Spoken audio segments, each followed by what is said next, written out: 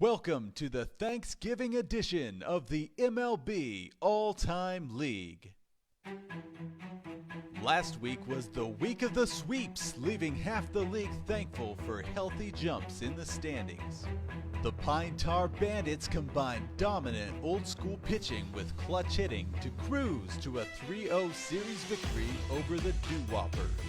Team Sasquad also secured a sweep thanks to an unlikely hero in Brian Giles, who delivered a home run in all 3 games and 7 total RBI.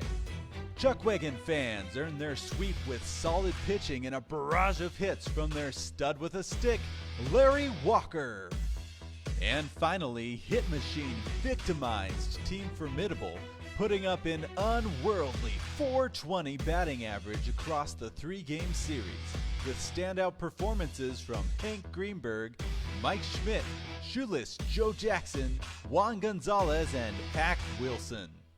Through it all, the OGs remain the team to beat, sporting an undefeated 5-0-1 record. Can the number 3 ranked Picklesburg Baseball Club take them down this week? It's time to find out. Week 3 of MLB All-Time League action starts now. Well, Del, this is goodbye. It was swell to work with you. It's kind of tough to leave baseball, but when your country calls, there's nothing to do but respond. Hank, it's tough to lose you. Uncle Sam is getting a great guy, and I hope you hurry up and come back to us. Thank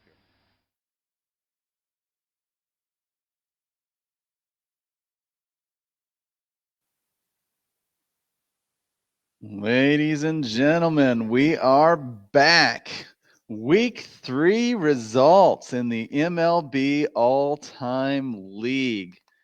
I'm here, Preston Devine, with my buddy, Mr. Ben Scholler, co-commissioner, repping our favorite teams here. My bottom of the barrel team. Hopefully we're signing some pitching this year. Lance Lynn and Mr. Gibson, but you know. Those are innings fillers right there. Those are hits allowed, that category. As long as you like, those are good. They'll eat innings. You just need to get the good pitchers. We'll see if we do that. Our front office tends to not to. Let's see. So at the very beginning of this video, I had this little article posted, and I wanted to share it with you guys. Some of you probably all know this, about the time Johnny Jones was traded for a turkey. So back in 1931, the minor league team, the Lookouts, traded Johnny Jones, their shortstop who was struggling, to the independent league Charlotte Hornets, not that Charlotte Hornets, the Charlotte Hornets baseball team, for a 25-pound turkey. And the GM's reasoning behind the trade, he said the turkey was having a better year. But I guess they cooked the turkey in the off season and served it to the team. And it says, discovering that the turkey was a little rough, the GM resolved that the Hornets actually won that trade. So, well, there you go. Pretty funny. And then at the end of the video there, we have our cover athlete is Hank Greenberg. I played a little bit of audio of his goodbye party. He was retiring from baseball to go fight in World War II.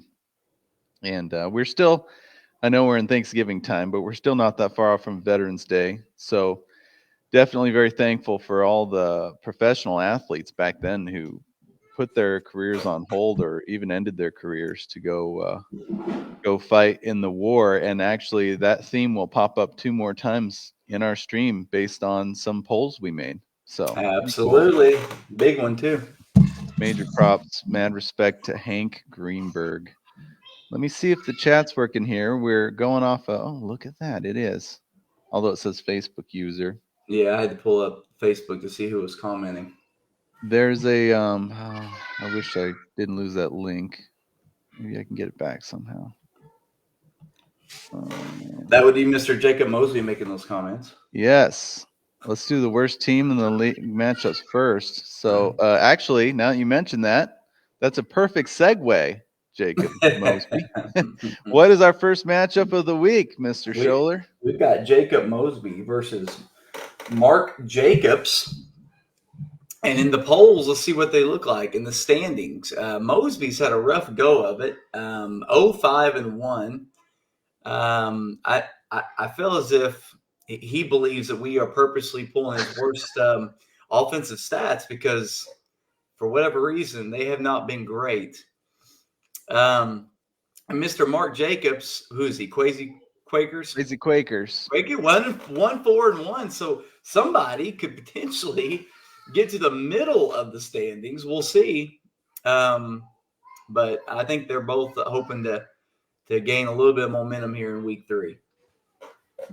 Yeah, and that's the crazy thing is we have 2 teams that have 0 wins yet, but they're just they're one good week away from, like you said, being around the middle of the standings. So we're still early yet. Last year there was a ton of parity. Basically 3 through 10 was all almost tied in the standings, but towards coming into playoff time almost. So I mostly expect it to still be like that this year. We'll see. Absolutely. But, definitely not out of it. I do think Mr. Mosby has had been the recipient of some very unfortunate polls. So we'll see if that changes this time around. So without further ado, let me pull up game 1. Mosby Special versus the Quazy Quakers. And Ben, you pulled this matchup. Is that correct? It is correct. Justin Verlander is a 2008 Justin Verlander, Detroit Tiger Verlander, wetland. He's going with a lot of the he does a mix and match. Mosby's pretty good at mix and matching his starters and backups, although it's still funny for us to say backups when but perennial all-stars. Jimmy Fox is in there. That's his staple. Pedroia, that's the joke of last year. Stan Hack, Xander Bogaerts, Alou, Nixon, Harper, and Fielder. On the Quazy Quaker side, we got Walter Johnson and Hoyt Wilhelm. Hoyt Wilhelm has been an interesting he's been an interesting character the last 2 years because there have been moments he's got absolutely demolished, and there have been times he's been really good. On his offense, again, he's got a lot of his usual suspects in there: Nomar Garcia, Joe Carter, Tris Speaker, Roy Campanelle, Albert Pujols. So we'll see. I'm excited to see if he might gain some ground here. Yeah, it's gonna be great. Also, before you continue, you guys see the check marks.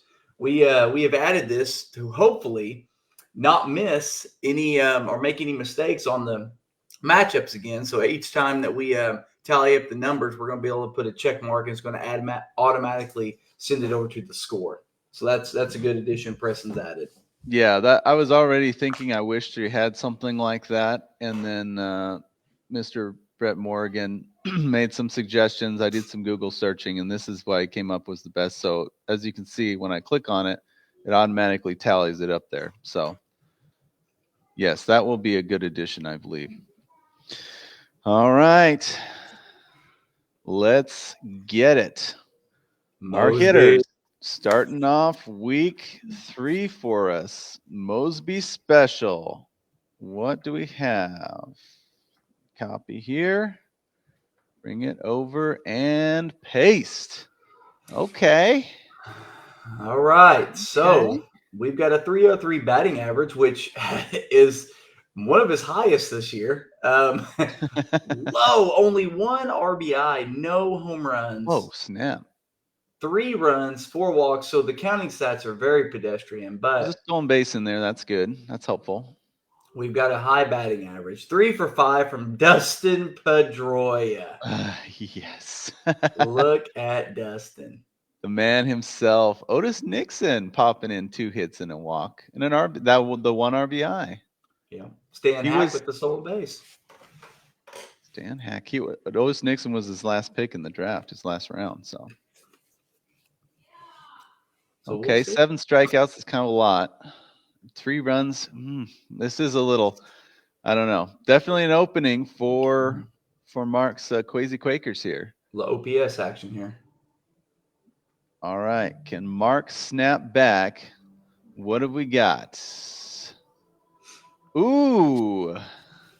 And he does. 344 batting average, 5 RBIs, 1 home run will get the job done. He takes away walks with 4 apiece, 4 stolen bases. Oh, snap. I didn't even see that. One from 4 different people too. Campanella, Pujols. This is a what year is this? This is a 03? 03. This is a 3rd year Pujols. Is that cover of MVP baseball, Albert Pujols? Ah, yes.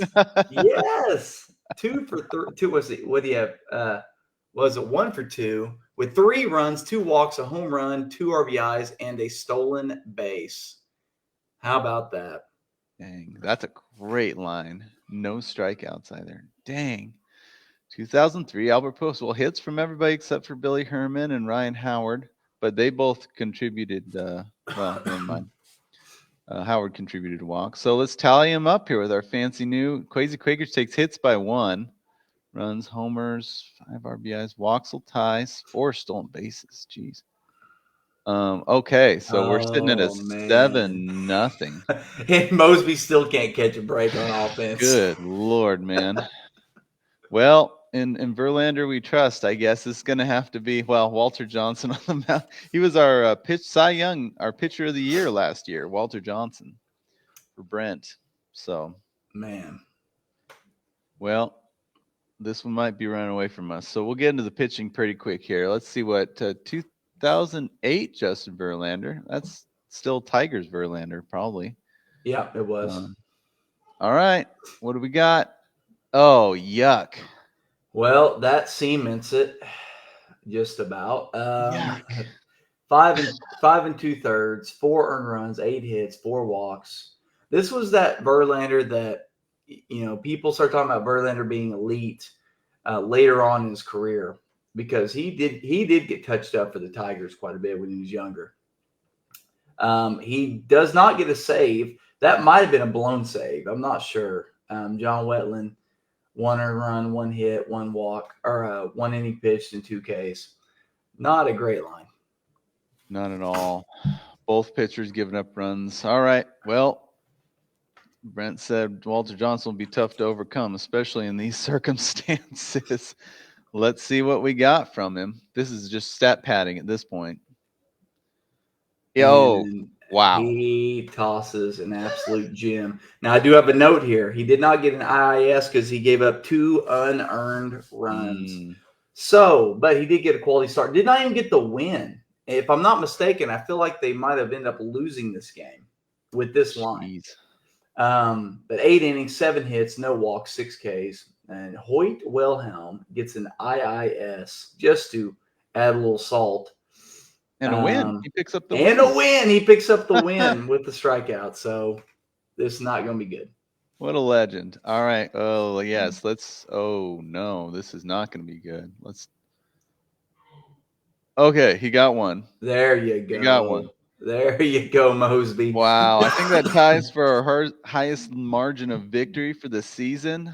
13-1 win for the Quazy Quakers in game 1. And Mosby Special's deterioration of his lineup continues.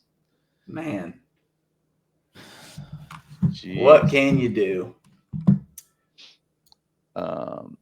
Brent says he believes Walter Johnson has the record for losses by the score of 1-0. Yikes.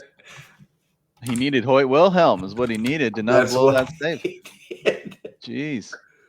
All right. Well, Mosby Special still in search of season victory number 1. Well, let's see what he tosses out game 2 here. Yeah. Here's what we have in store for game 2. And he's throwing one Marshall. He is coming for it for this one. But he's getting matched up with Sandy Koufax. What a matchup. From the Mark side. And my notes here say this is Koufax's 12th to last game of his career. This is his last year Koufax, which just so happened He had a 1.73 ERA that year. Oh, geez. Okay. Wow. So we've got Wetland back in there. Valverde. This is not Diamondbacks Valverde. I want to say Tigers. Oh, yeah. Can't He remember. did play a number of years for the Tigers. Can't remember. He's got in his offense. Mosby's got Thurman Munson, Joe Mauer, Willie Randolph, A-Rod's back in there, Xander Bogaerts, Albert Bell, Mookie Betts. He mixes the matches. So we're going to see a lot of the mix and match there. And Mark kind of kept the same lineup a little bit. He's throwing in Medwick, Sam Rice, and Hal Trotsky. Trotsky. So we'll see. Mosby, he's still searching that win. Come on, Mosby. I'm rooting for you here, man. We're looking at a 2015 Albert Pujols, so still not quite old yet. Probably getting on that not as good half of his career, or third. This is the fourth year for the Angels, would be. And then A-Rod, 1997. That is a young pre-roids A-Rod. Yep. Okay. Well, Mosby says the Corbin Carroll fix is in with you two. I'll go 0-55 before I trade him. Well, that's what's just going to have to happen there. All right, here we go. How can he do in game 2? Is the Corbin Carroll fix in? No, it is not. Wow. 378 batting average with 2 bombs, 4 walks, 2 stolen bases, 7 RBIs, 14 hits. Look at these numbers. Bell, 3 for 4 with the bomb. Kirby Puckett, 3 for 5 with 2 RBIs. Mookie Betts almost fills up the entire stat sheet, but it gives 3 Ks. 1 for 4, 2 walks, 1 walk, 2 runs, and 1 home run with an RBI. Pretty good line.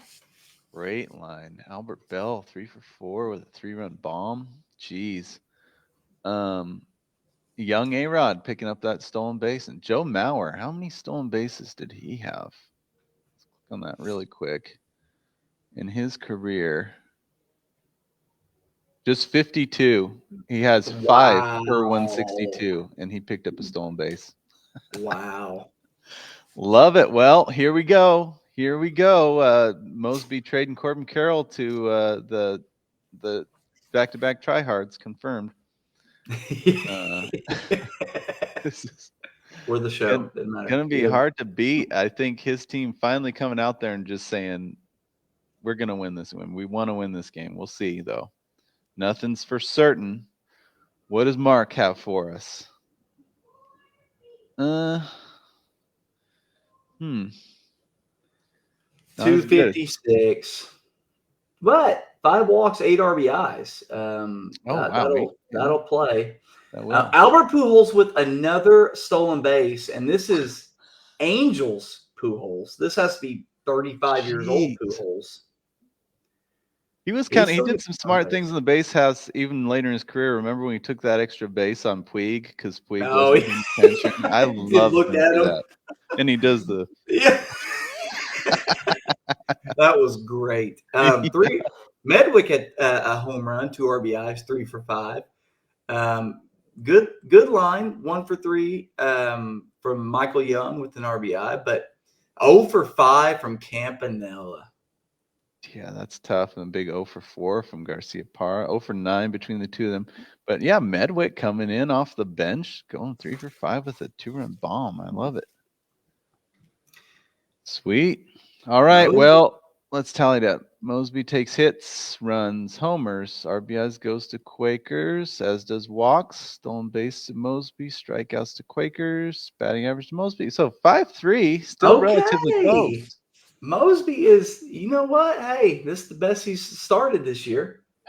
But that's tough. The best he started and still only up by 2. But he's got Juan Marichal on the mound, and he's had some good games in his career. Let's see. Elite Koufax, though, against him. Yeah. All right. Marichal and Wetland. What do we got? Nice. Wetland gets hammered, though.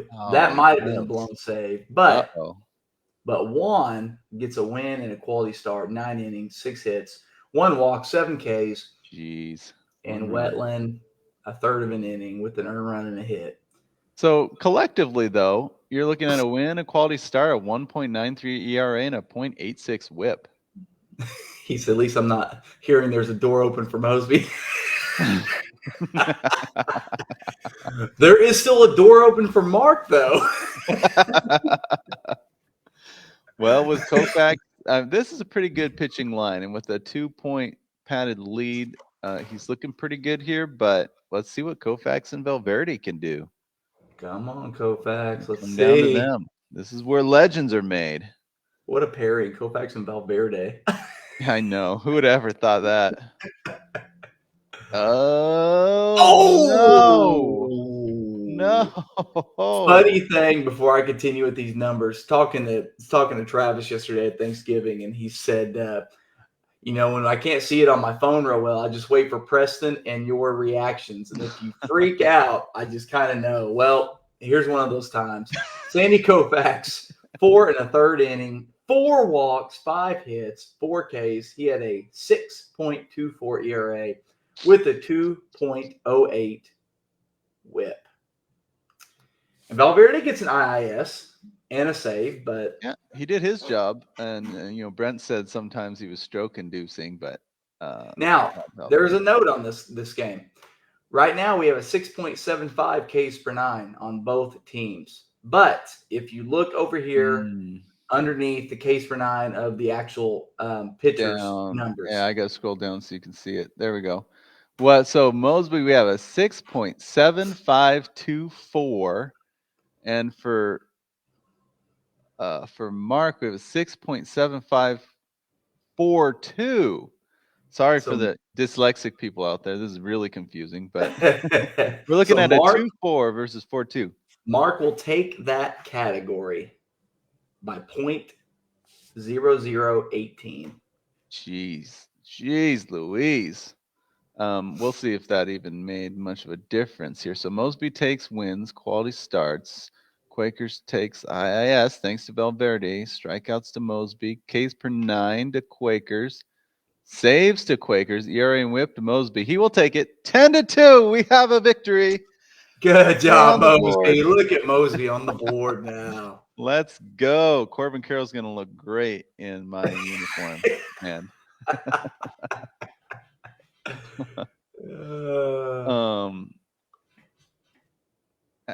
No offense to Corbin, this is just as an aside. No offense to Corbin Carroll, but is he like the least looking superstar? Oh, he does not look the part at all. I mean, I look at him, I just don't think baseball superstar. I don't know. I look at him and go, how? I mean, he looks like that utility 9-hole guy that you'd play with in college, you know? Yep. Exactly. And you're like, where did you come? Where did they find you? Mm-hmm. He just shows up out of nowhere and he balls out. So he'll look good in the show's uniform next year. Yeah, that too. Three-way trade. You're here first. Okay, so we got a rubber match. We have a 1-1 tie here. Yeah. We have a 1-1 tie. Game 3. Both of these teams could greatly use any win they can get to tack on and start climbing up those standings. So Malaf went to tie. That'd be kind of fitting. Kind of fitting. Here is our starters for game 3. All right. We have Cliff Lee, Tom Hinkie, and Addy Joss. Have you noticed the starting staff that Mark threw out here? Who did he throw first? Walter Johnson, then Sandy Koufax, and then Addy Joss. What a starting rotation. Our friend Hoyt Wilhelm is back. Again, mix and match offense for Mosby. And kind of the same here with Mark on this one. Salvador Perez is getting an opportunity. And just Ryan Howard and a lot of the same guys. I think he played Pie maybe for Thanksgiving here. He played Pie all 3 games. If I'm not mistaken. I think he played all 3 games. So genius move. In honor. I'm noticing this is 2023 Salvador Perez this year. Actually, the August. So only a couple months ago. Yep. All right. Let's do it. Game 3, the rubber match. Who will take it? Mosby's hitters. What do we got? Oh, I see a lot of offers. A lot of offers. 211. 7 RBIs is pretty good, but no stolen bases, 4 walks, 1 home run, 5 runs, 8 hits. We have an offer from Fox, offer from Pedroia, offer from A-Rod, and offer from Edgar Renteria. That's even 2015. That's a steroids A-Rod. Look at Burks. Ellis Burks has to be a grand slam, you're assuming, right? 2 hits. Yeah. And a walk to boot, no strikeouts. Ellis Burks go off. Mookie continues to perform well for Mosby as well. Yeah, saved the line. Ellis Burks. I remember he had Mookie and Clemente last year. And Mookie played so well that he split equal time between the two. Yeah. Well, some good numbers on here, and like RBI and runs are not bad, but strikeouts are relatively low, but definitely some openings for the Quakers. Let's see it. Here we go. Oh, yuck. 188 batting average. Offer from Hal Trosky, offer from Joe Morgan, and Pie. Oh, dang, come on, Pie, it's your time to shine, man. Come on, Pie. I think he ate too much pie. He probably did. Jim Rice, Ryan Howard, offer. Michael Young with a 3 for 5 game. He tried his best to salvage what he could, but I'm not sure he salvaged much. Michael Young had a lot of multi-hit games in his career. People sleep on him a bit. He was a good player. I thought it was fitting that the Rangers won the World Series this year with a third baseman whose name is pronounced Young, because they had third baseman Michael Young for so many. It just felt fitting when they said Young and they were introducing the third baseman. So the things I think about at night. All right, so let's tally it up here. Mosby takes hits, runs, homers, RBIs. Oh wow, walks, strikeouts, and batting average. I feel so fortunate with that line.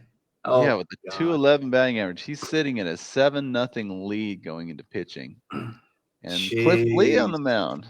Yeah. 2014 Cliff Lee. That might be Mariners Cliff Lee. He might not have still been on the Phillies back then. Was it 2014? Yeah. It's last year of his career. Philadelphia Phillies. Oh, when he back to the Phillies. Last year of his career. Okay.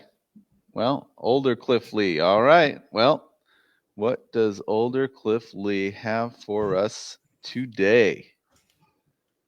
Lee and Hankey. Ooh. Another rough pitching outing. He pitches, was it 8 2/3? Yeah. 8 2/3, but he gives up 10 hits, 3 walks, 7 Ks. Doesn't get a quality start. Hankey, though, gets a save and an IIS. So he basically put this game away, this matchup away, simply because he got that save. Yeah. And maybe not IIS. We'll see. Eddie Joss. The save certainly helps because it's impossible to top one save. You could match it. Yeah. Hankey was sneaky good last year for Mosby, actually. I know he got lit up already this year, but overall, when you looked at the final reliever standings, I want to say he was 5th or something. Something surprising. But, okay, Addie Joss, Hoyt Wilhelm need to pull off some kind of miracle here. Some of our old school pitchers. Let's see. Not a miracle. Same exact ERA. Same exact ERA. But Eddie Joss pitches 9 innings, gives up 14 hits, 4 earned runs, 6 Ks. And Hoyt Wilhelm gets absolutely hammered. 2/3, a hit, a walk, and an earned run. Eddie Joss does get a win, but Addie Joss was pitched to contact there. 14 hits and no walks. 6 strikeouts. So let's see. So let's just tally these up really quick. We know the results. Get the exact numbers. We're looking at same a 12-1 victory for Wow, Mosby Special. Mosby. Okay. He And says, didn't "Take even that, you have a Quaker." real good game there. No, but 12-1. Jeez. That was kind of given to him a little bit. Yeah, Mark with the puke emoji. I feel your pain there. Feel your pain. That's just a dud of a game. You always hope those don't happen, but they do. All these Hall of Famers, and you still get some duds of games. So Mosby will take the series 2-1. Man, that changes his. Let's see, it puts him at 2-6-1. Puts Mark at 2-6-1. So they have the same record now. Look at that. There we go. And they kind of match up. This week it was a close matchup, so we'll see. That moves us on to our next matchup, which is Nathan versus Christine. Team Formidable versus the Good, the Vlad, and the Ugly. How are they looking in the standings? We've got the Good, the Vlad, the Ugly is 3-3, right in the middle, placed 8th technically at the moment. And Formidable is 0-6. They are looking for a win. Wasn't it last week? Formidable had some pretty good offensive numbers for two of the games, they and ran into a freight train. Yes, they did. 420 on the weekend. The greatest offensive thing I've ever seen. And we thought he still managed to tie in that last game, but after a recount, found he did not tie. He lost. Yeah. So he put up a fight again. He ran into a freight train. So if he can pick up some wins this week, some of his first wins. Mosby Special got their first wins. Can Team Formidable. So I pulled these matchups. So for Formidable, we have all of his main starters in there. Piazza, Mattingly, Altuve, Arnado, Jimmy Rollins, Stan, the man Musial, Curtis Granderson. Jose Canseco has been on fire. Actually, I take it back. Rafael Palmeiro, Rafi, this is his first game of the season for this season. We haven't seen him yet. And this is actually also, ironically, the last season of his career, 2005. Wow. We have a long in the tooth Viagra chugging Rafael Palmeiro here. And he's got Ron Guidry. Sorry, it's not Guidry. I don't even remember what they said the pronouncement was. Guidry? Guidry. I don't know. Guidry. Yeah. And Dan Quisenberry. I can pronounce that correctly. Guidry. I just know they gave me a hard time for it. Apparently, my whole life I've been mispronouncing his name. So you know what? Listen, we love baseball. Sometimes we mess up names. Yeah. Is what it is. It is what it is, exactly. And then for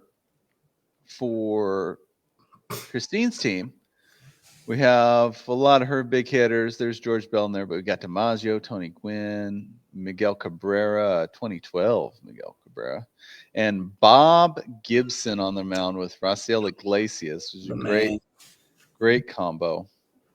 So these are rookie Freddie Freeman and Barry Larkins. So we got some young stats for those guys. So let's see what happens. What does Team Formidable have for us here in week 3? We got some multi-RBI games.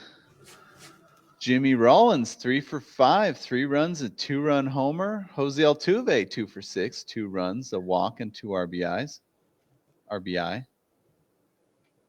Stan the man, okay game, 1 for 4 with a walk.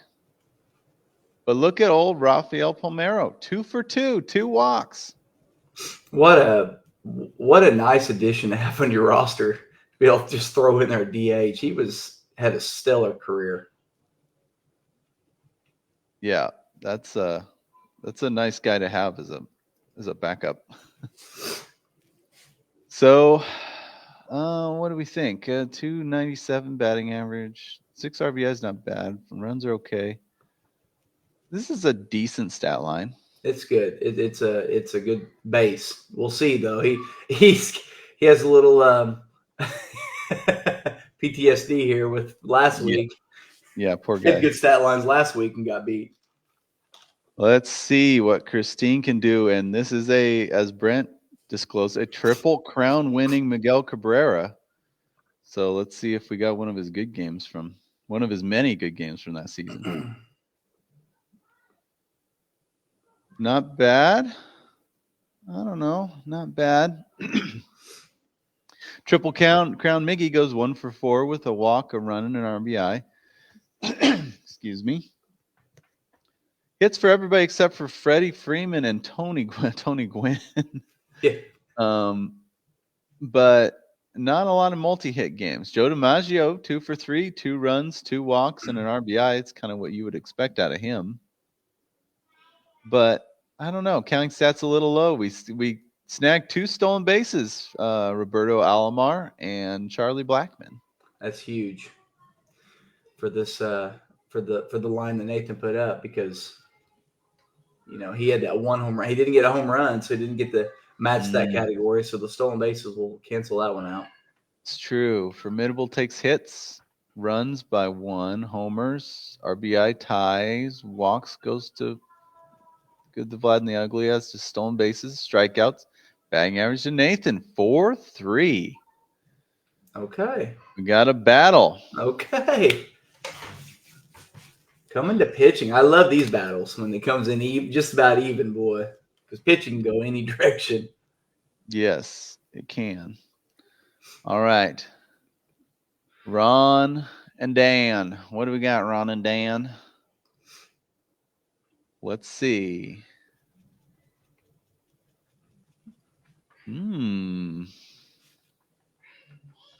Not too shabby. Ron gets the win. Quality start, 6 1/3 innings, 8 hits, 2 runs, 4 walks, 2 strikeouts.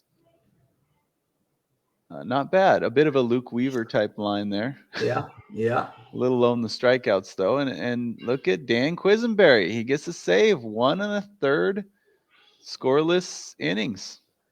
Yeah, having that extra third on the IS is very clutch. Very clutch. So overall, you look at these numbers, other than strikeouts and Ks per 9, pretty good. Oh, the whip's a little high. Though, he got a win and a quality start and a save. That is absolutely massive. You can get all 3 of those. Yes, absolutely. Absolutely. Well, Bob Gibson and Raciel Iglesias, that's a power combo right there. And I have some notes on this one. Let's see. This is a opening day start for Bob Gibson in 1971. And this is also Iglesias's rookie year. So a young Iglesias. So opening day start, Gibson, a rookie Iglesias.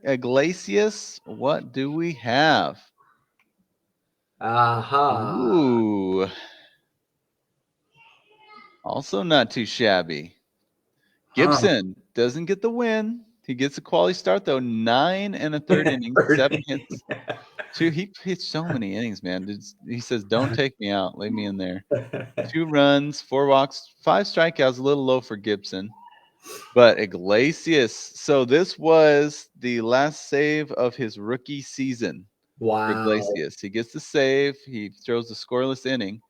You were right, though. That .33 is going to make the difference from Quisenberry. He does get a strikeout. So let's see. This might be close. Formidable takes wins. They tie in quality starts. Formidable takes scoreless. Strikeouts, Ks per 9. Oh, my gosh. Saves tied, ERA, and whip. Oh! Snags it. Nathan, I don't know what you have to do, my man. You know what made the difference there was that Gibson got a quality start. I mean, there's several things that made the difference, but that quality start, tying that category. Man. Ooh. I don't know what he has to do here, but. Dang, 7-6. I mean, yeah, Nathan pretty solid overall between his hitting and his pitching. Christine says, I want it. So she takes it, gets the win. Okay. Gets the win in game 1. Congratulations, Team Canada. All right, game 2. Here we go. We're looking at I believe their attempts to get some wins has started the same lineup all 3 games, I believe, as far as hitting. So we're looking at the same thing as for hitting, but they have Whitey Ford, their ace, with Dan Quisenberry for their pitching. And then Christine over on her side, we see Julio Franco popping in there. Ryan Braun, who nobody really likes, is in there. And then Johnny Damon making an appearance. Bert Blyleven and Raciel Iglesias in there as well. Okay. I have an interesting note about this Nolan Arenado. This has actually never happened to me in all the stats I pulled last year. His game 2 game that I pulled is the day after his game 1 start that I pulled. So back-to-back days, Nolan Arenado. So in game 1, I pulled, let's look at the date, 5/10/22, game 2, 5/11/22. Wow. Crazy. What are the chances? It's crazy. So yeah, the day after, let's see. And then okay, let's just pull the stats, see what happens. So Team Formidable. Gosh, still in search of that first win. What do they got to do? Come on, Formidable. Here we go. Okay. Look at Rafael Palmeiro. I'm telling you. He's 3 for 3 with 3 walks now. He's 5 for 5 with 5 walks right now so far in the season. Jeez. The dude's a beast. Rough game for Canseco for 4, 3 strikeouts and a walk, but picks up stolen base. Altuve 1 for 1. So he comes in. This is a pinch hit. He comes in, gets a hit, steals a base, and scores a run. Wow. Talk about a good pinch hit right there from Altuve. Mattingly with just such a Mattingly game. 1 for 5 with a run and a walk. That's Don Mattingly right there. Yeah. But Stan Musial, just very light. 1 for 4. That's it. What year was it? Stan, 61. 61 Stan Musial, huh?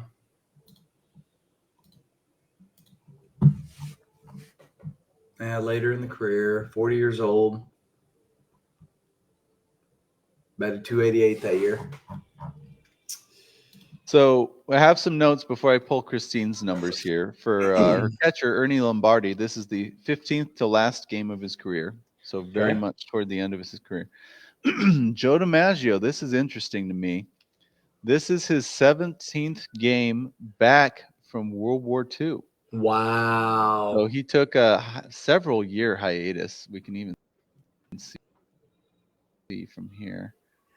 Because 3 seasons, military service. Mad respect, obviously.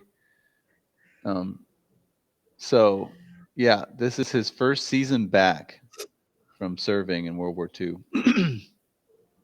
So, and yeah, just his 17th game back after 3 years hiatus. It's amazing. Amazing how they continue to play at that high level after going to war for 3 years.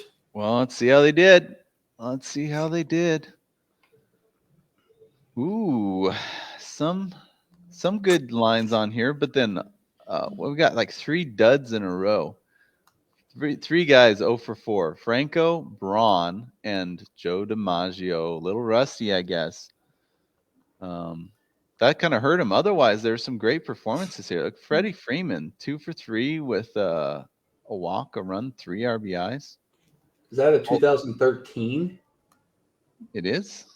Yeah. Wow. March 3rd. And then Ernie Lombardi, 2 for 3 with a walk. The old Lombardi towards the end of his career. Roberto Alomar is doing good today. 2 for 4, 2 runs and a run. Tony Gwynn with the home run. Nice. But they gave him the category. Gave him the category. So yeah, let's tally it up. Formidable takes hits, ties and runs. The home run from Gwynn. 6 RBIs, they'll take it. Walks, stolen bases go to Formidable. Is it going to be the Strikeouts go to same? It's the Christine, same. and batting average 4.3. Poor Nathan. Nathan's like, oh, I know this is going to go. Well, he has his ace on the mound here. Okay. Quisenberry's been a little touch and go. I think Ford's actually in his first start, he wasn't that great, but a lot of great starts in Ford's career. So will this be one of them? In 1962, the chairman of the board, Whitey Ford.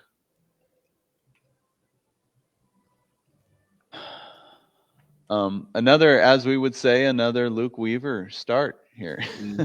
Right. 6 innings. He gets quality start. 6 innings, 3, the minimum qualifications for quality start. 6 innings, 3 earned runs, 5 strikeouts, 7 hits and a walk. So, yeah. But Mr. Quisenberry does his job, a save in a scoreless inning. Quisenberry, okay. Quisenberry, yeah. So we're doesn't have a win, has a quality start and a save, so 2 out of the 3. ERA's okay. Whip is decent. I don't know. I wouldn't be feeling great now, but especially if you're Nathan. I know he's just like, come on, man. That's like when you're a bad test taker and you have to prepare to get like 110 just to get like a 90 or something. You know? Right. That's how I was in school. Terrible test taker. But all right. Blyleven and Iglesias. Let's see if I had any notes on. Oh, I did. So this is funny. Iglesias, rookie year again. This is the game before his start in the first game. So, you know, Arenado's was the game after. This is the game before his game that was in game 1. So I had never had any of those carryovers at all. And then I get 2 in the same matchup. So go figure. Gosh. Whatever. All right. Blyleven and Iglesias. Here we go. Oh, I think Nathan might be pretty happy about this. Bert says, Team Formidable, it's time to get your first victory. Bert Blyleven, 8 1/3 innings, 8 hits, 5 earned runs, 2 walks, 5 strikeouts. And look at Iglesias. So this is she got in these first 2 games, his last 2 saves of his rookie season. He got back-to-back saves. 2 innings, 2 scoreless innings to grab that save. Man. So, yeah. That's when they knew Iglesias was going to be their closer. This is back Angels, I think he started on. But quality start, scoreless inning goes Christine, as does strikeouts. But K's per 9. Look at it. Still turned out. Look at Nathan. Nathan, party Come time. 8-5. He gets the victory. It's his first win. That a boy. In the East Coast celebrating. He's in the win column. Heck yeah. Oh. Could he really celebrate though with the rubber game here? Yeah, that would be. I mean, let's not get carried away. Yeah, let's celebrate this first one real quick. But that would be nice. You know, you got to stay hungry. Stay hungry, Team Formidable. Don't rest on your laurels here. So Mosby got his first win, and Nathan did. So no one is winless anymore. Ooh, that's everybody's good. Got to win. To say that. It's good to say that. It's good for the league. All right, game 3. What do we got here? Formidable does mix it up. Actually, okay, they really mix it up here. We have a kind of a B team game from Formidable, which is he must have known he was going to win game 2. I don't know how he knew that, but you know, Shoeless Joe Jackson isn't involved in this game, so I wouldn't think the fix was in. But let's see. So this is the first time this season we've seen his starting pitcher, Luis Taint, his starting catcher, Jorge Posada. Wow. And then also Daniel Murphy with his first start in the league history. We've never seen Daniel Murphy in this league. Play him in a spring training game once. Random. Let's see. Lazinski making his league debut as well. Greg Lazinski, the guy that I said, who's that when he drafted him? Tino Martinez making his. I now know who he is, so that's why I love this league. I actually went and researched it, so I do now know who Lazinski is. But Tino Martinez making his league debut as well. So fresh faces. He probably just thought, you know what? By game 3 of this series, if I don't have a win yet, I'm benching all my guys. Let's try something new.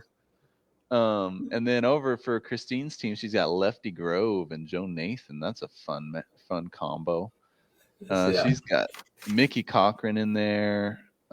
Brett Butler's got, she's back in there. So some new face. Fred McGriff, the crime dog. So I see that Christine and Micah Wade are now watching. Nice. All right, Christine cheering her team on live. All right, game 3, Team Nathan. What do your mostly backups have for you here? Oh, I see some fun numbers. Greg Lazinski. 3 for 4, 2 runs, a walk, and a 3-run bomb. He says, "You know who I am now. Put some respect on my name." Greg Lazinski.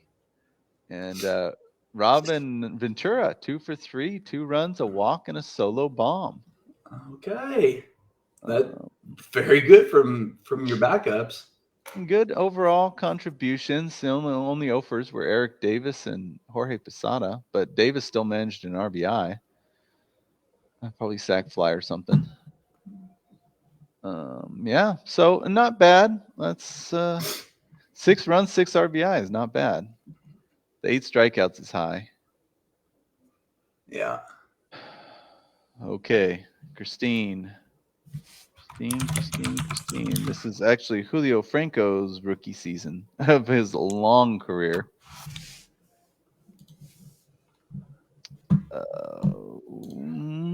Okay.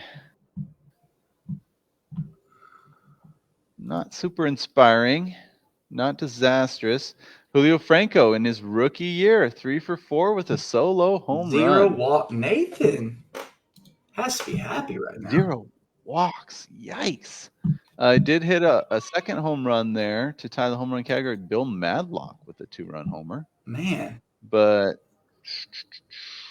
I don't know. Nathan might pick up a lot of categories. Christine takes hits by 1. Nathan gets runs, RBIs, walks. Stolen bases go to Christine, and Nathan takes batting average 4.2. Nathan. No. Okay, well, he has to feel a little bit better after last game. Yeah. Maybe he's got some momentum here. Maybe Luis Taint, our first start in the league for him. First league start. Was that Let's see 1966? Yeah, 66. Quisenberry 89. Look at that. Oh my God. Woo, Nathan. Would you Nathan. just look Nathan. at that? Luis Taint. And I had actually, I didn't write this down in my notes, but I'm pretty sure this was, so he started out as a reliever. I think this was his first game as a starter. And then he came out through this game. Quality start. He gets to win 9 full innings, 1 run, 6 hits, 1 walk, 12 strikeouts.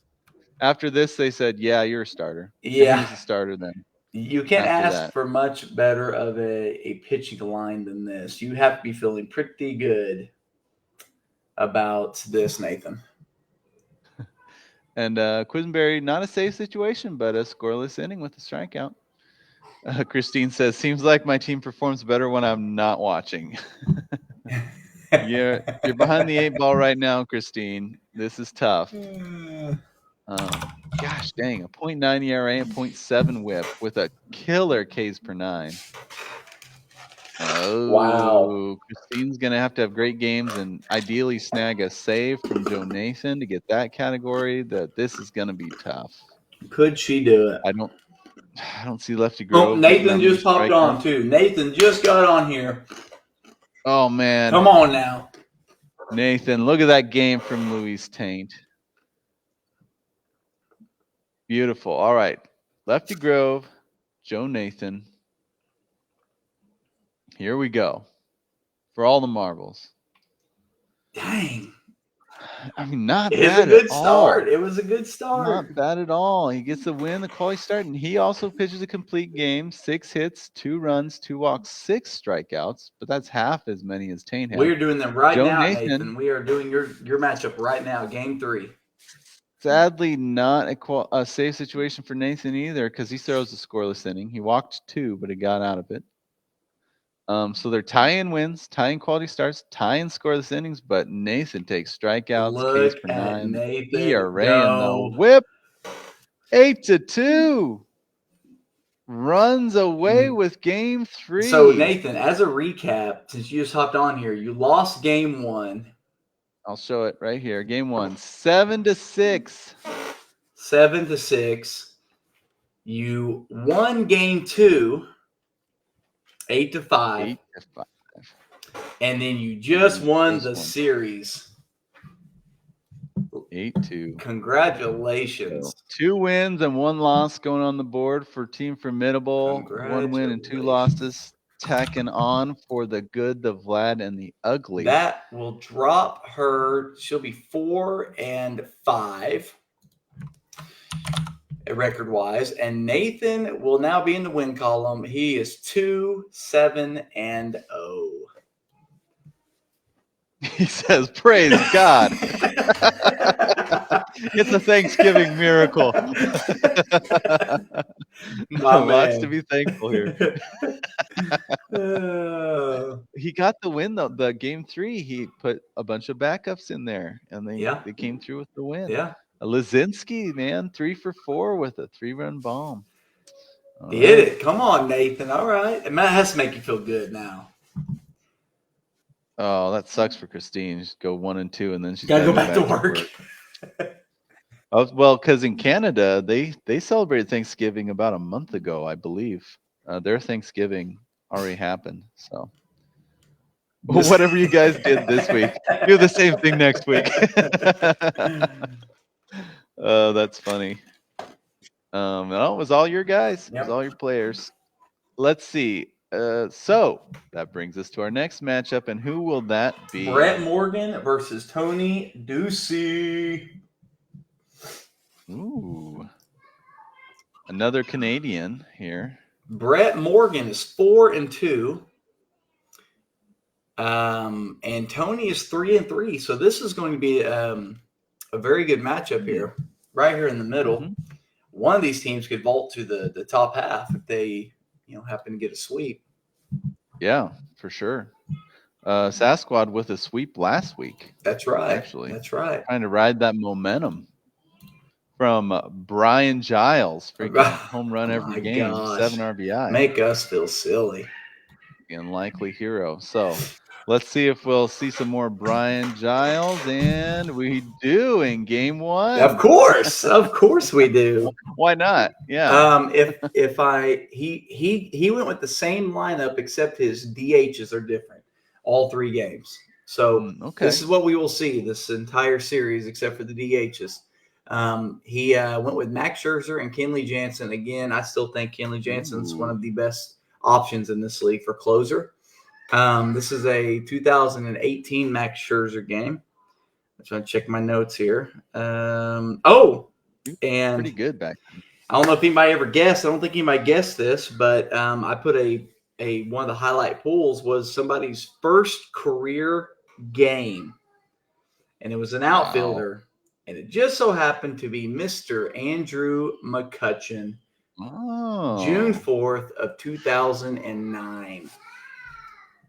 And we'll see if this is a good game or not, but I just remember him coming in looking like a 5-tool player, McCutchen. He was really good. Yeah, Tony Ducey's sending out Greg Maddox with Lee Smith. I've got a few notes on Tony Ducey here. Trammell, this is his 9th game of his career. Oh, wow. And then my other notes will be for next couple games. Young Trammell and Greg Maddox. Always fun to see him in there. Yeah.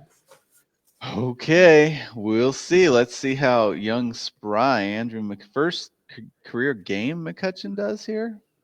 Okay. Let's see it.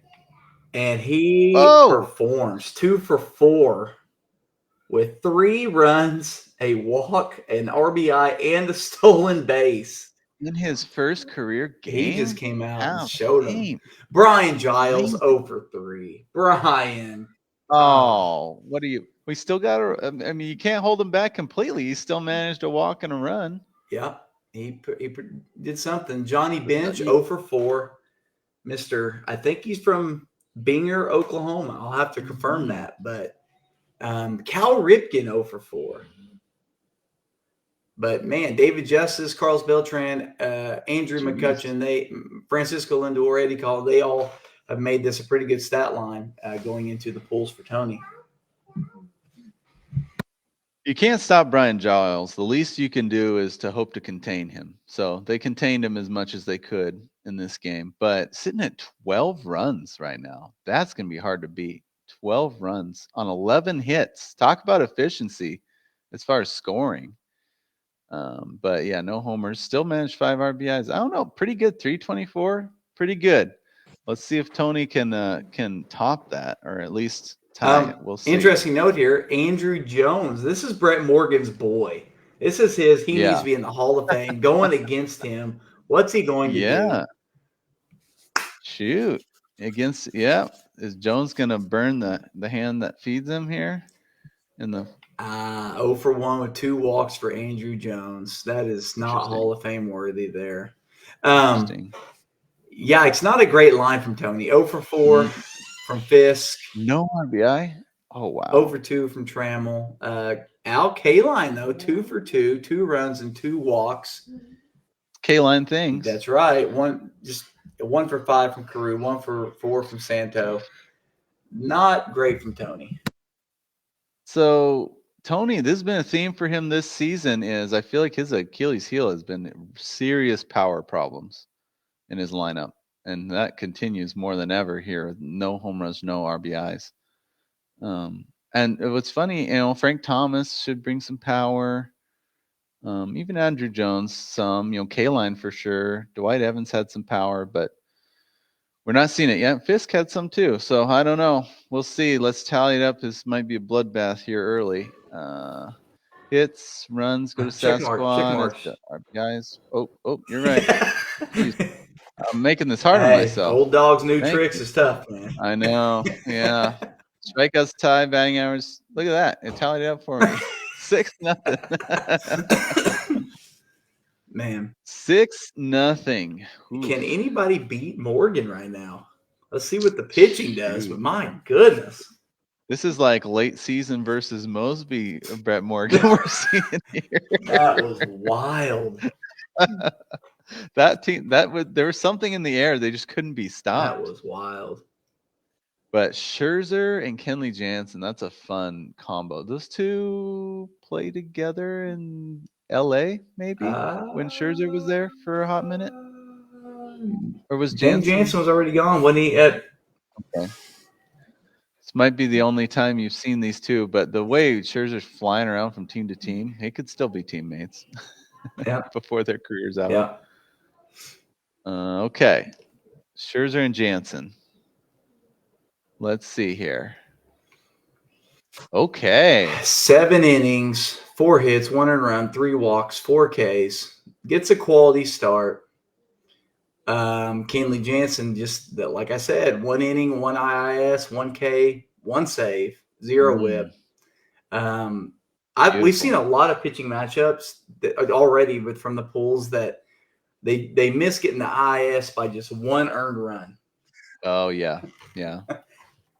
Or even 1 unearned run. I had that one. Yeah. Because we don't count an IAS even if it's an unearned run, which sucks for the pitcher, but a run still happens. So that's why IAS is so special, because no one crossed the plate when you were on the mound. Yeah. Oh, overall that line is great. Good line.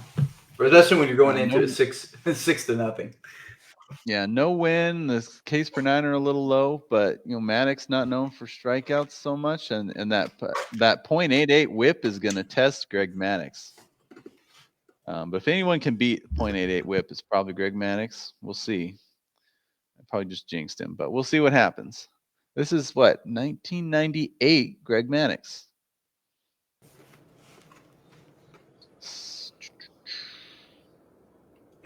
Okay. Tied the ERA. Oh, jeez. Very similar lines here. 7 innings, quality start, 5 hits, 1 earned run, 3 walks. He only had 1 more hit than Max Scherzer.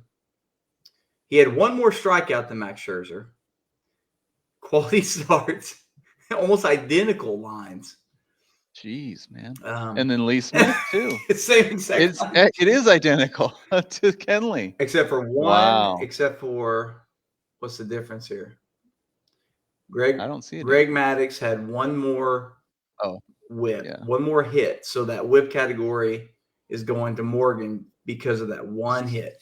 Oh, strikeouts in case per 9 goes to Tony. But yeah, the whip goes to Morgan. So 7-2 victory for the rolling Sasquad. My goodness. Sasquad running downhill right now. Downhill. Yeah.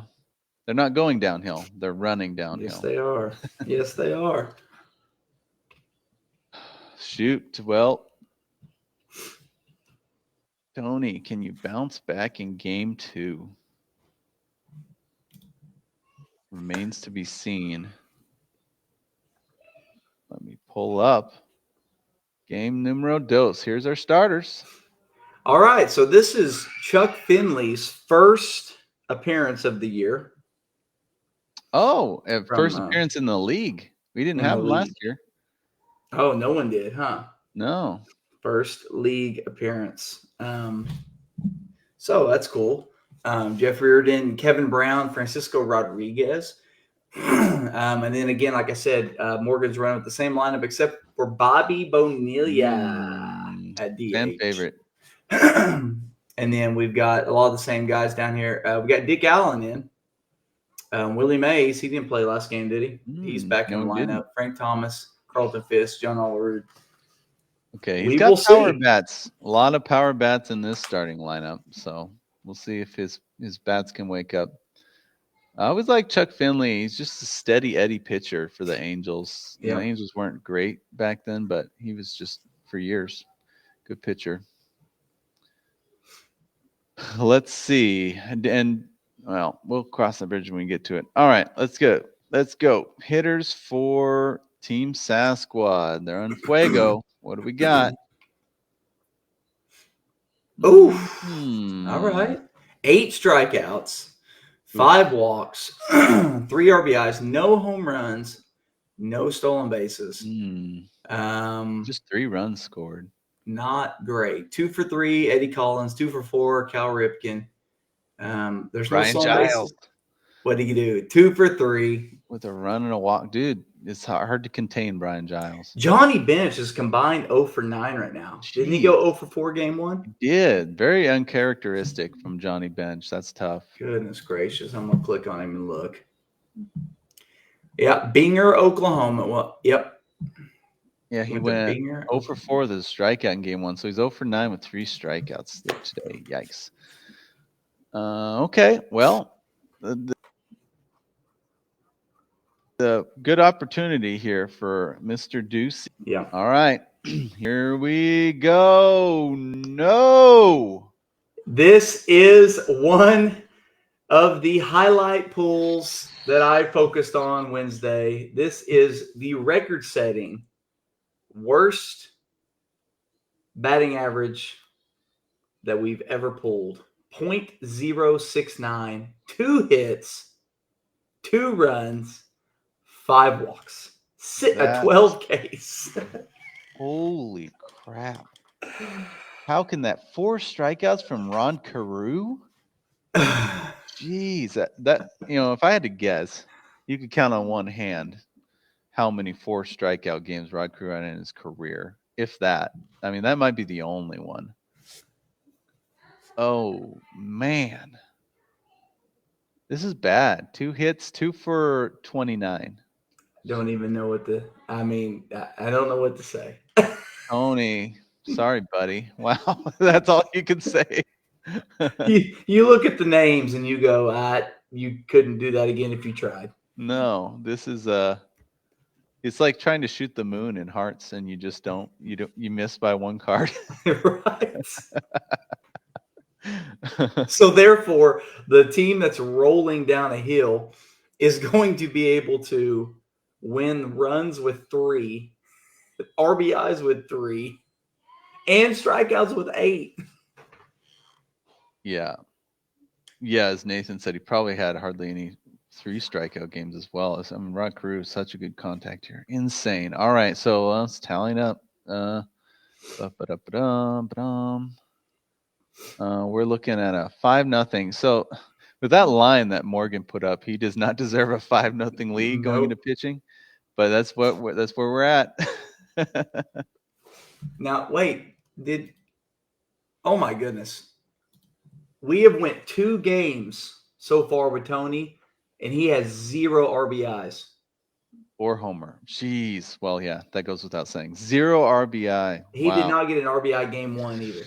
Gosh, and with Willie Mays, Frank Thomas, Carlton Fisk, jeez, Dick Allen, he was a good RBI guy. Oh my gosh. I don't know. Goodness. Well, Kevin Brown the mound. Now, didn't Morgan give some ominous prediction on Kevin Brown's start? Yeah, what did he say? Something about him being bad. Mm-hmm. Bashing his own guy. I don't know if word got to Kevin Brown, but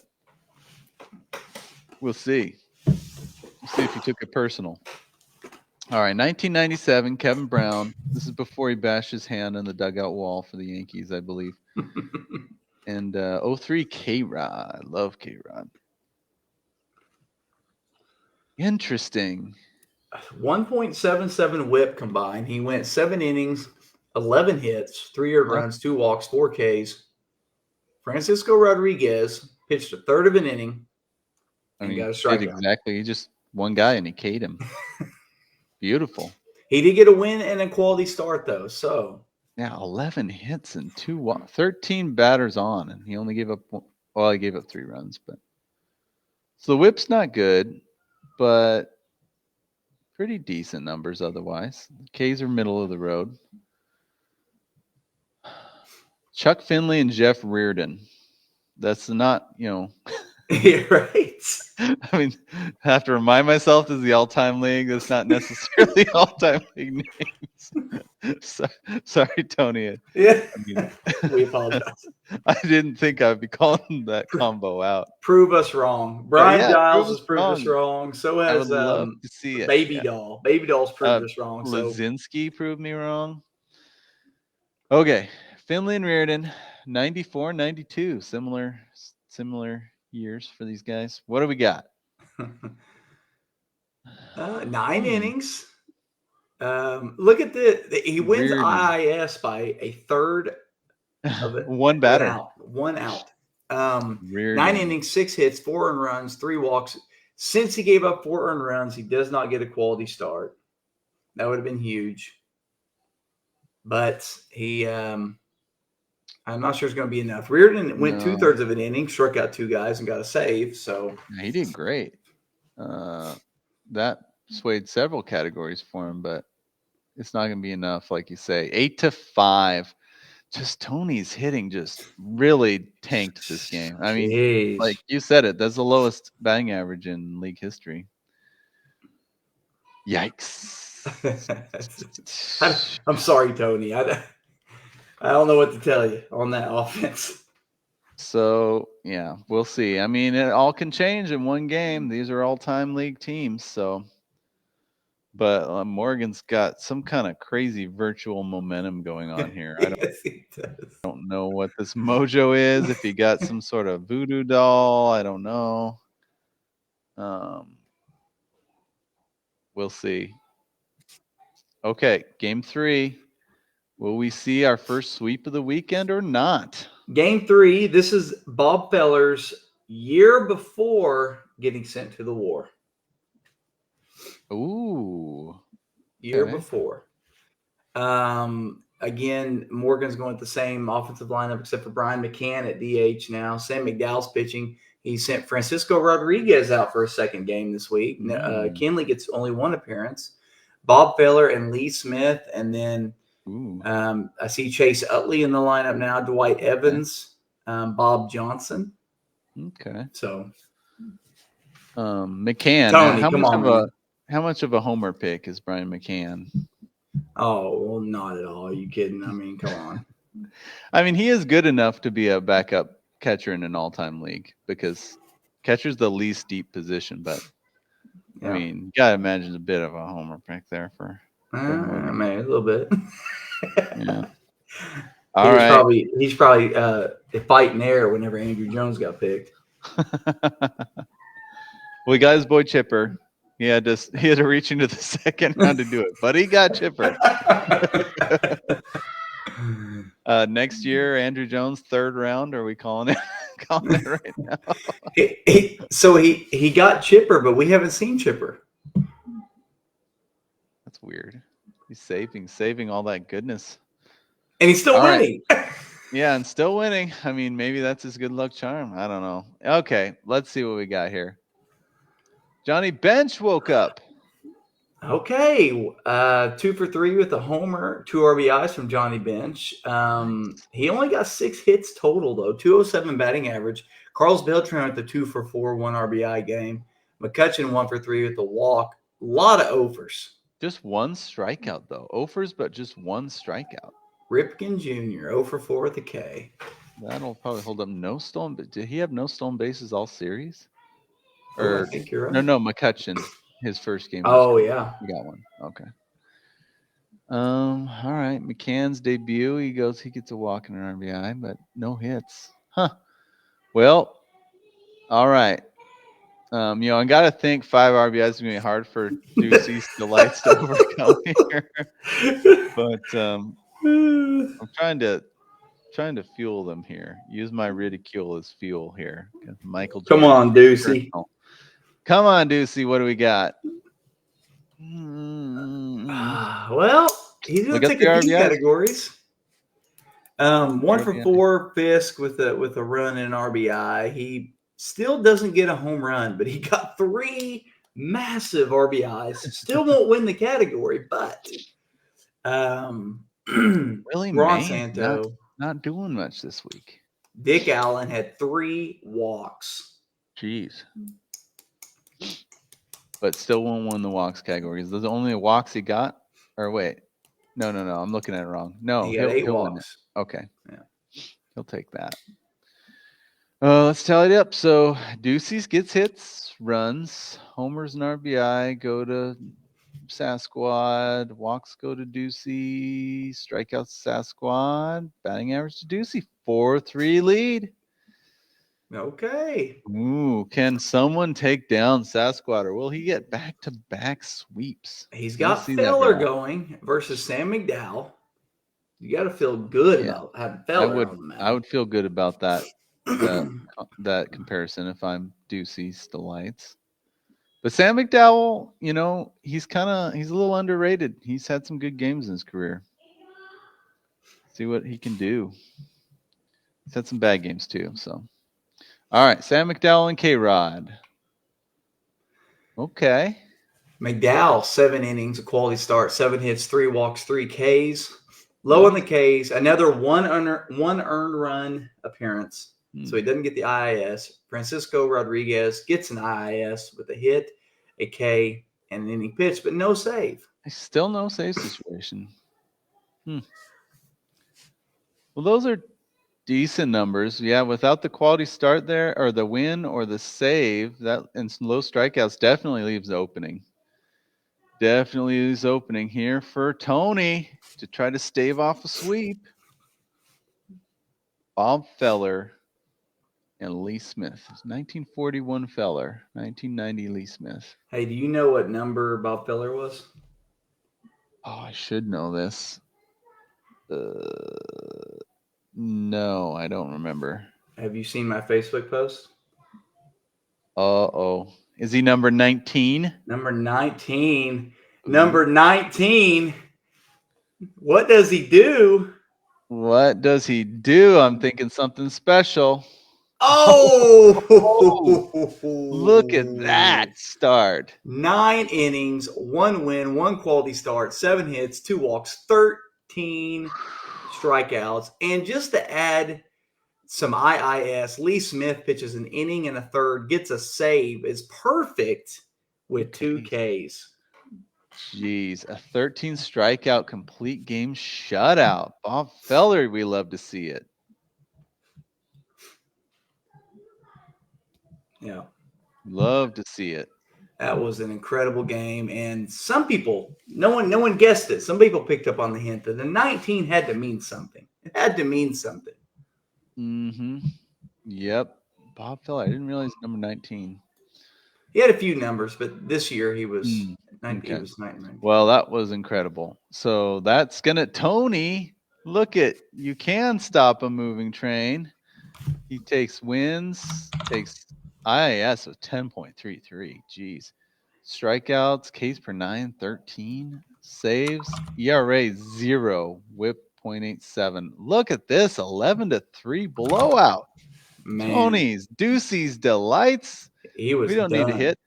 We can just pitch our way out of this. He was tired of getting trashed on about the RBIs. He sent Bob Feller to the mound. So still no sweep in week 3, but Morgan's rolling Sasquad will pick up 2 wins. Sasquad will go to 6-3, and Tony will drop to 4-5. So not terrible. 4 and 5, not terrible. Yeah. Ethan said he switched his schedule around for a 5 o'clock video, but today we went early. We did. Black Friday. Black Friday. So, what matchup does that bring us next?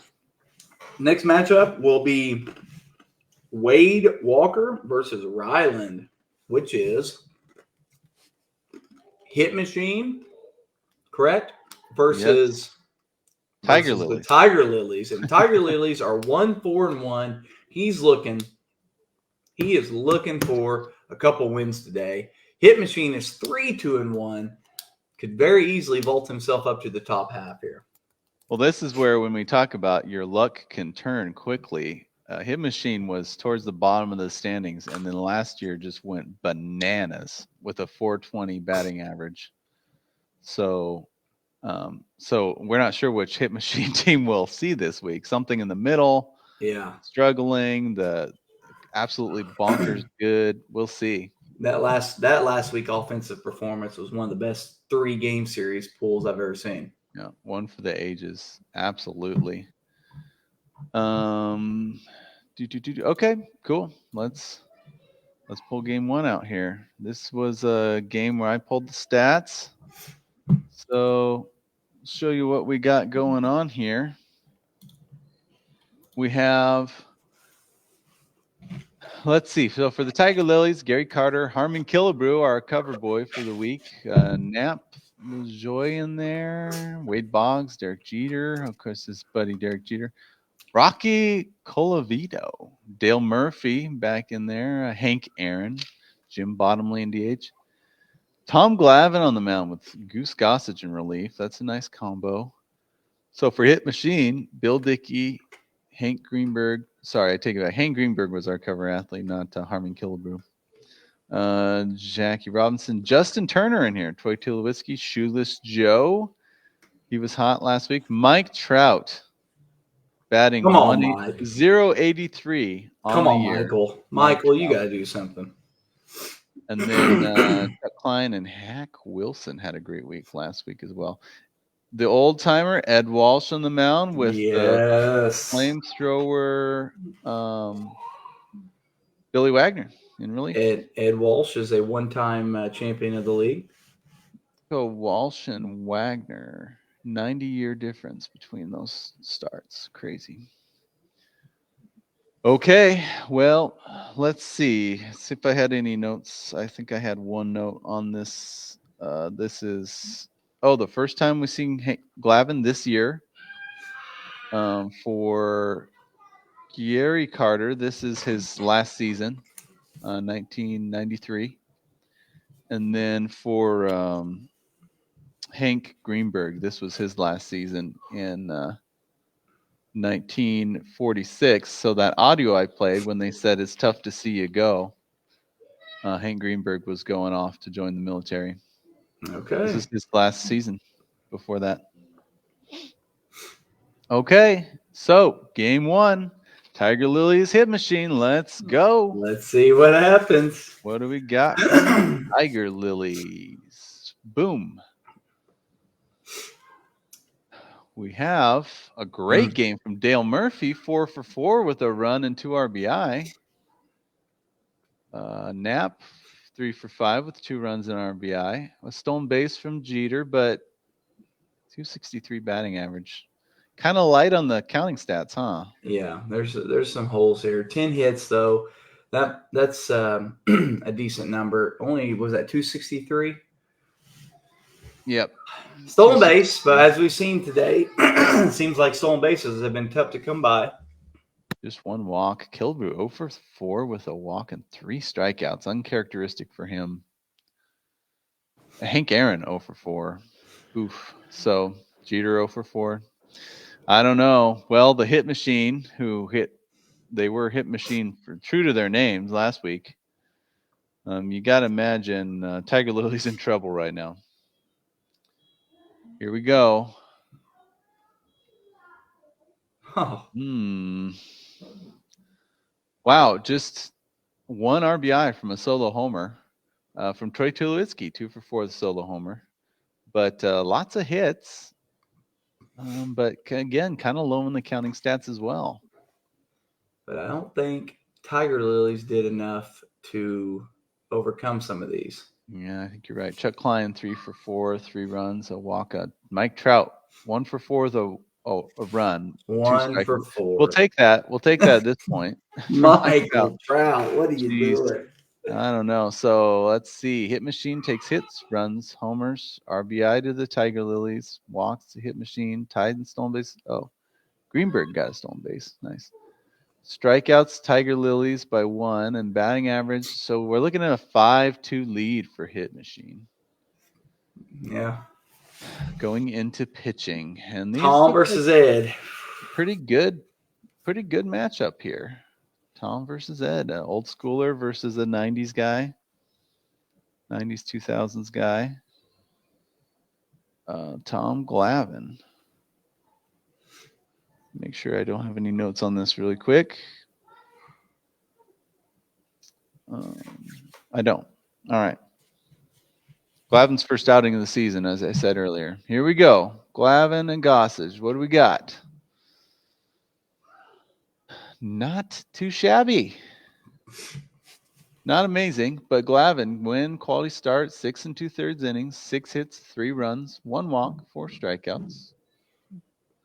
Ecumenical game. Rich really helped out with getting the 2 innings of shutout. That was nice. Yeah, 2 innings, shutout innings, got the save, just 1 hit, and a strikeout. That whip's looking amazing. The 2 scoreless innings, as you mentioned, is really good. A save, quality start, and a win. So they could come from behind and take this if Walsh or Wagner slip up.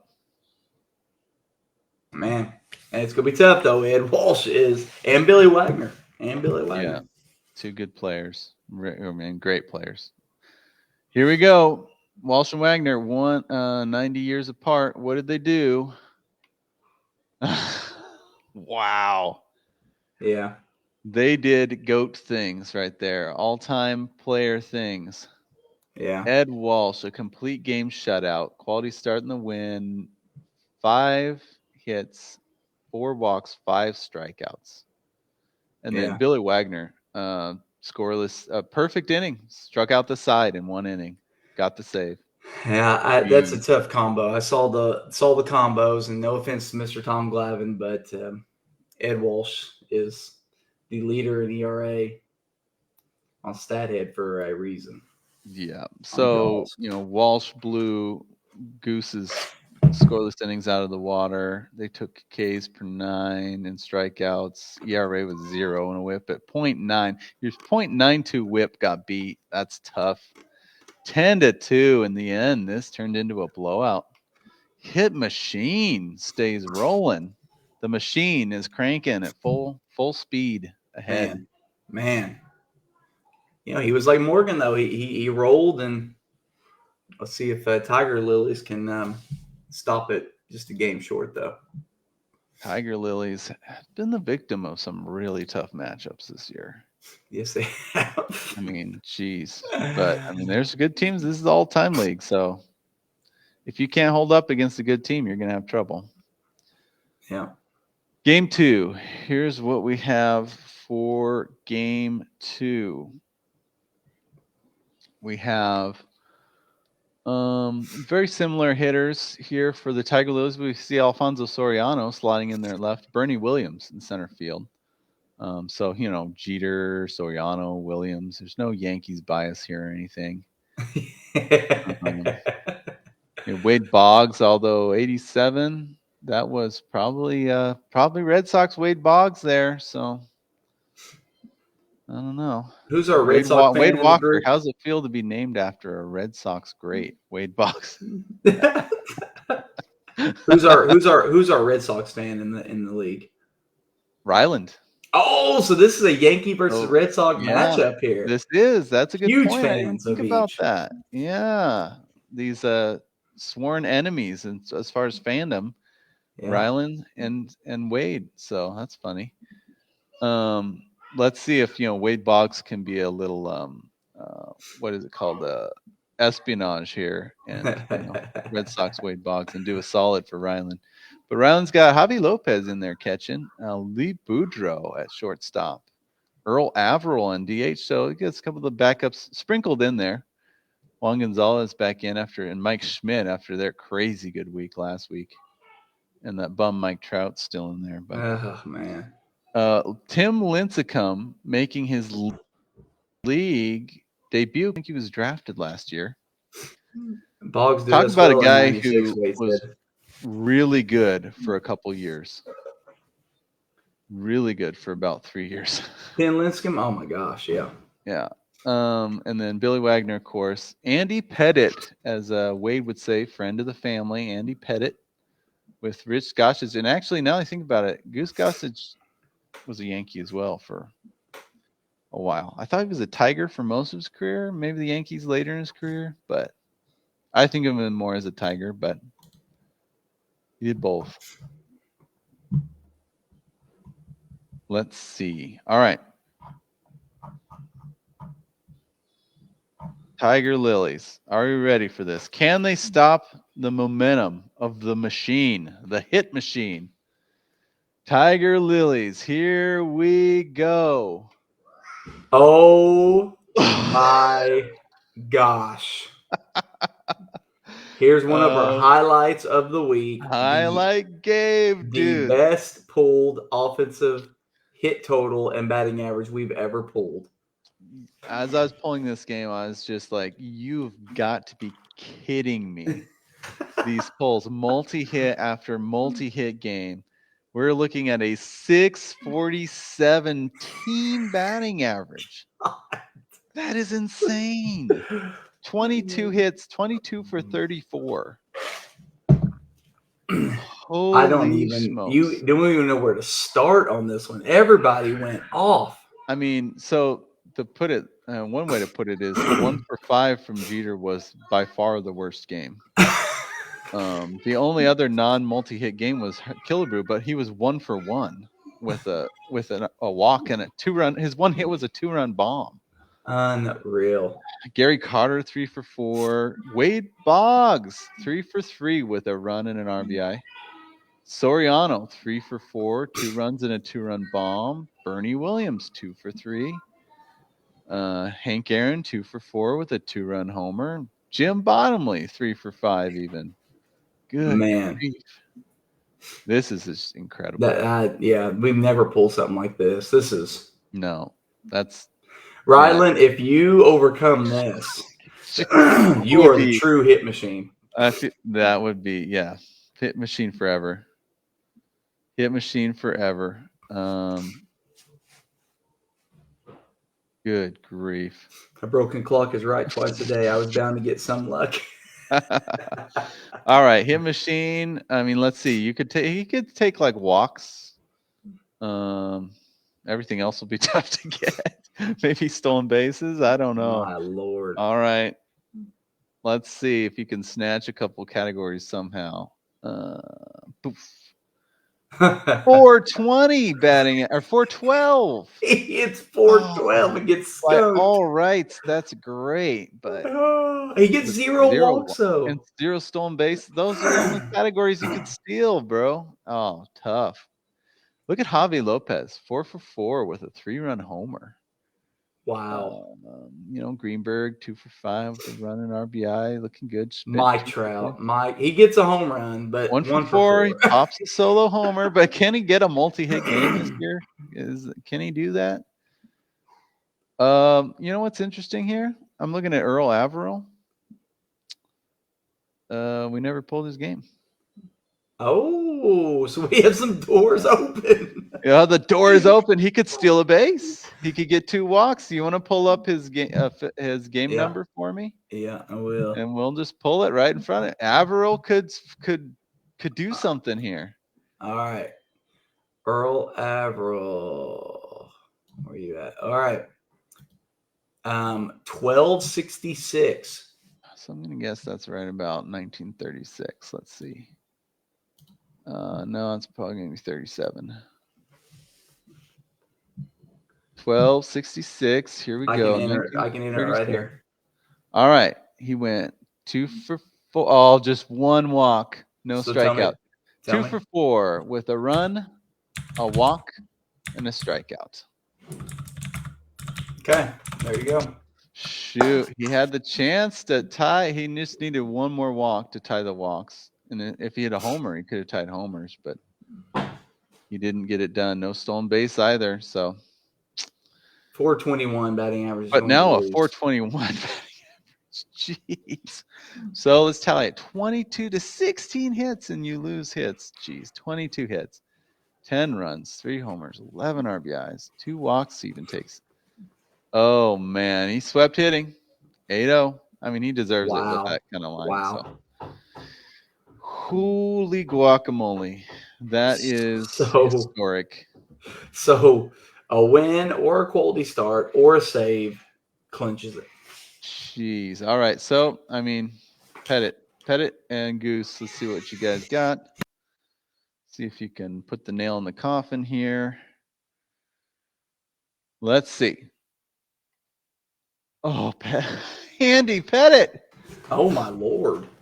Oh, one of the worst starts you'll see. Gossage saves him. Literally saves the line. Yep. Quite literally saves it. But if Pettit's going to have a blowout game, anybody's going to have a blowout game. This is the game to do it. This is the game to do it. Look at that beautiful 14.75 ERA. God bless. But what's hilarious is Pettit putting in a 13.5 K per 9. This is when I hate that category. Because the dude went out with 1 1/3 innings and gave up 6 runs, but you're going to reward him with a 13.5 Ks per 9. That's what you have to look forward to in the SNF baseball league. Someone gets Ks per 9. Ks per 9, but this is when it's at its worst. But Gossage, literally saves and gets that save. So Lincecum and Wagner, though, I really want to see what these guys do. 14.75 ERA. You have a 6.47 batting average, a 14.75 ERA. Who wins that game in real life? Exactly. Who wins that? Well, Lincecum says, "Hold my beer." Oh my gosh. 5 2/3 inning, 9 hits, 5 runs, 4 walks, 5 strikeouts. Billy Wagner, 1 inning, gets lit up, 3 hits, 2 runs, no strikeouts. Wins the ERA with a 9.46 and wins whip with a 2.4. Yeah. Pretty. Wade Walker with the 10-1 blowout. IIS too.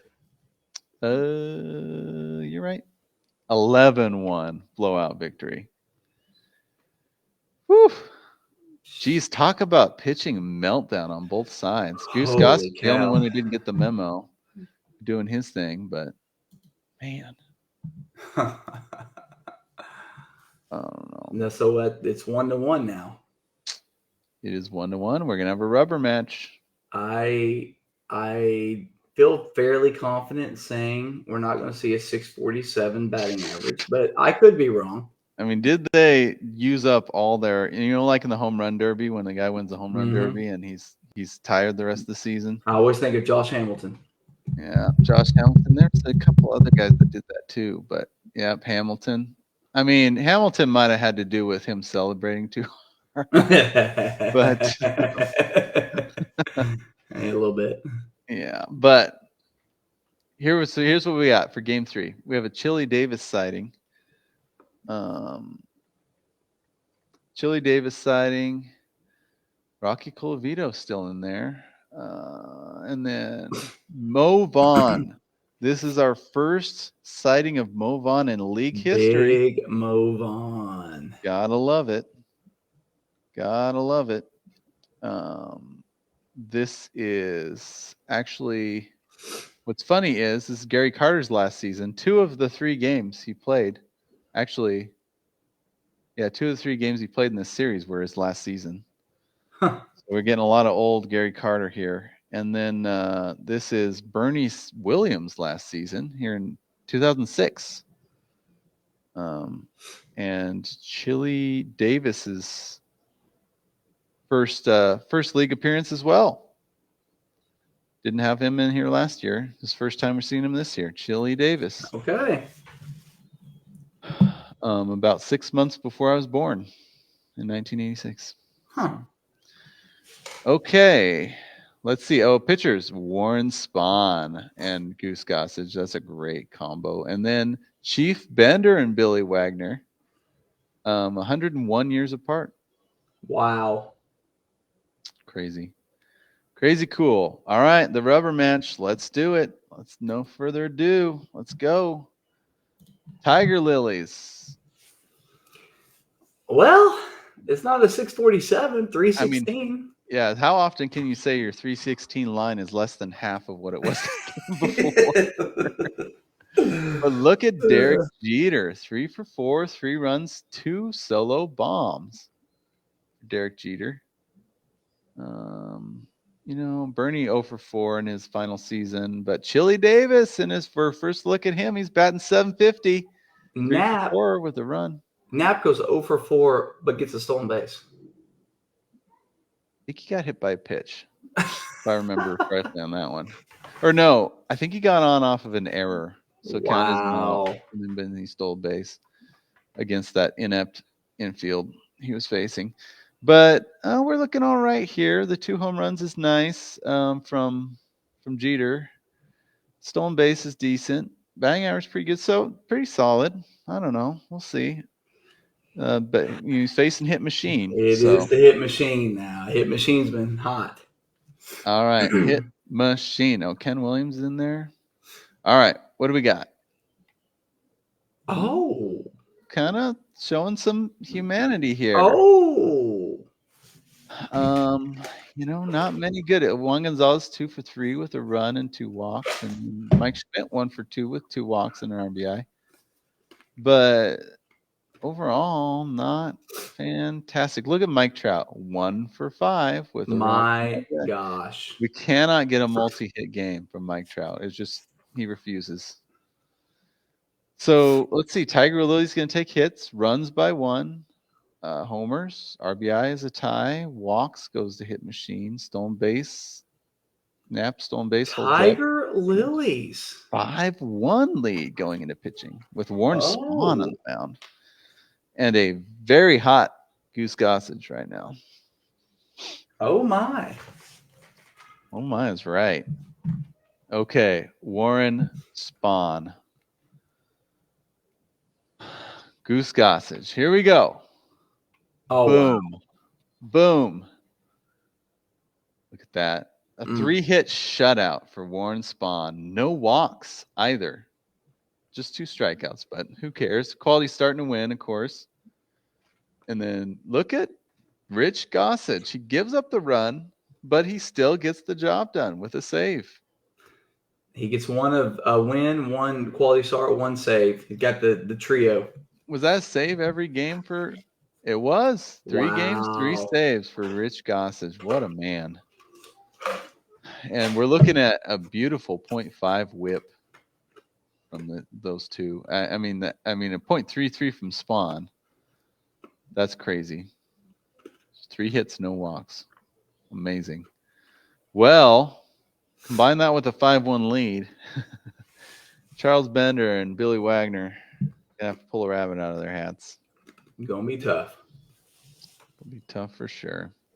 Here we go. And sorry, let me make sure. No notes on this. Okay. Bada boom. Not bad by any standard. It's a good start. Good line.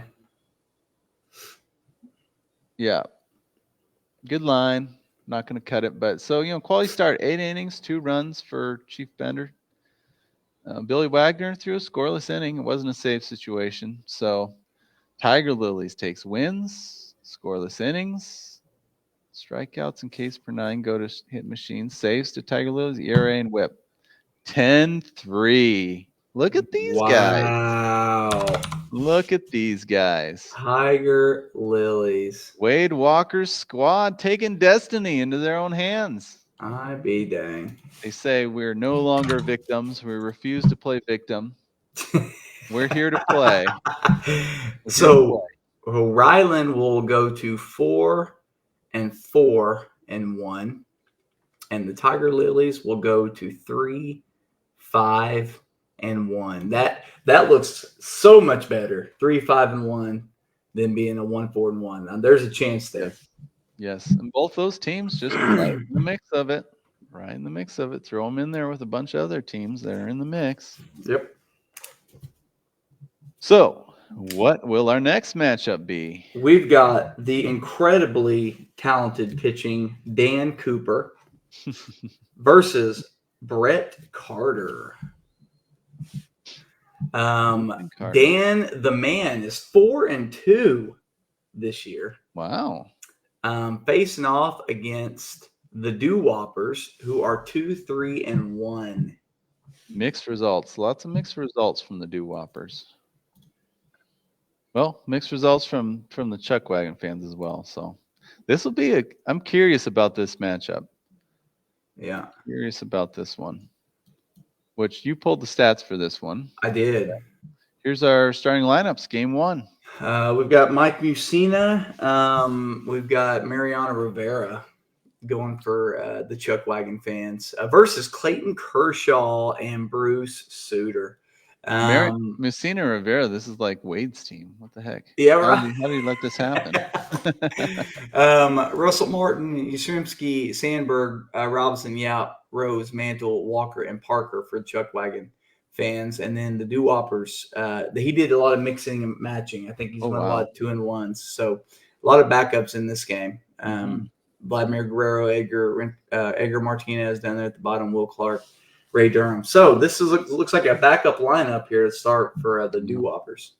Russell Martin's first career all-time league start. In fact, here's a late ad when we found that's right. Chuckwagon fans didn't even have a backup catcher. So, yeah. And let's see what we're looking at. 2015 Clayton Kershaw. Okay. All right. Well, let's do it. Chuckwagon fans, game 1. What do your hitters got for us here?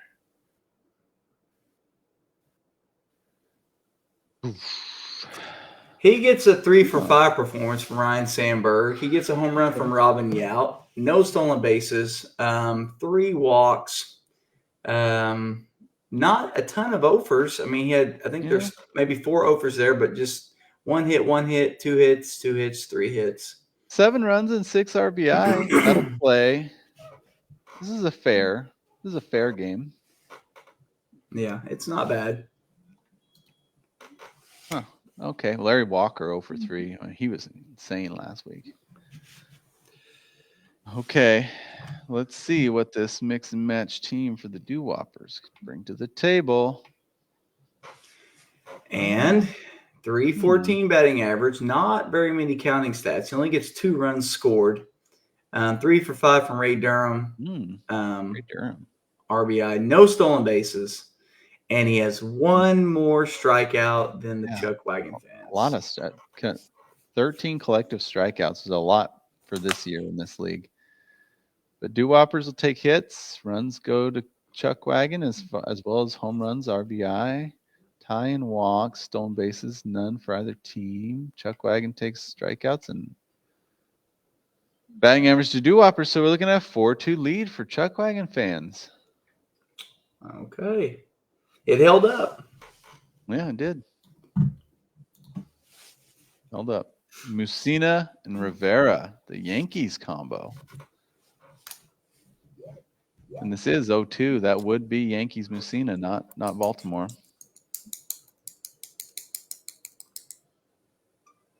Yep. All right. Mussina Rivera. What do we got with a 4-2 lead? What an outing by Mussina. Now, just a note here. That is one unearned run was given up. That's why he does not get an IIS. And he didn't even get a win for this line, but he got a quality start, 7 innings, 5 hits, 2 walks, 8 Ks. Mariano Rivera, though, look at this. This is a blown save versus the Red Sox. Oh. Blown save versus the Red Sox. 1 inning too many, I guess. Yeah, 2 walks, 2 hits, 2 Ks. Don't see that often from Mariano. No, but combined, they still only had a 1 ERA with a 10 Ks per 9. Yeah, so there's some really good things going on here, but then some serious goose eggs, some problematic goose eggs. And with Kershaw and Suter, we'll see. There's a comeback opportunity here. There it is. Kershaw, what you got? Do we have a clutch Kershaw and a clutch Suter?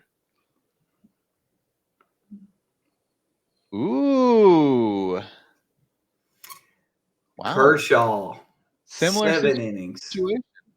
7 innings, 7 hits, 1 run, 9 Ks. Only a quality start. But Bruce Suter gets an IIS with an inning and a win. Suter slides in a win. And a win with the K. Did that make the difference? Did Suter win this thing for Brent? Let's see. He takes wins. They tie in quality starts. He takes the scoreless innings, tied in strikeouts, takes Ks per 9 thanks to Kershaw. ERA with 6 to 5. The whip goes and takes it. Rivera's blown save was the difference. You could say. I mean, the win was Suter's the win. That's true. Suter Suter did really because the scoreless inning and getting the win. Man, shoot, and even that 1 strikeout he got gave him the strikeouts. How would you like to lose ERA with a 1.13? Jeez. Bruce Suter. Player of the game. Yeah. Wow. I pulled that out for the duo after that hitting performance. I did not think they would win that. The Doo-Whoppers with game 1. Okay. Doo-Whoppers take game 1. That was a nail biter. Man. Good game. Game 2. Game numero dos. Let me slide our starters on over here. Boop. Okay. Fernando Valenzuela and Mariano Rivera versus Brett Saberhagen and Jonathan Papelbon. We have Ivan Rodriguez making a return back. Game 2 lineup. Hilton, Mizraski, Robinson. Then you've got Dave Parker, Roberto Clemente batting DH today. Lou Gehrig's back. Scott Rowland, Hanley Ramirez, Wally Berger, JD Martinez, Will Clark. Game 2, a little bit of mix and match again with both of them, but I like this top combination here. This is except 96 Valenzuela. That has to be older, right? That is 35-year-old. 35-year-old Valenzuela pitching for the Padres. Oh, Padres. Okay. Yeah. Went north of LA there. Mm-hmm. All right. Chuckwagon fans, bounce back game. We'll see. What do we got? Good line. Good line. 6 runs. He had 2 home runs, 8 RBIs. You have a lot of guys with 2 RBIs, a lot of guys with 1 RBI. Todd Helton, 1 for 3, 2 runs, 1 walk, 1 home run, 2 RBIs. And then you've just got sprinkled in there. Dave Parker had 2 RBIs. Mazeroski with a 2 for 4 home run. Okay. Huh? Not bad. Lots of like you said, lots of good scattered contributions. Can I just point out Pete Rose, Mr. 0 for 3. Just wouldn't do it. He managed to walk in an RBI somehow.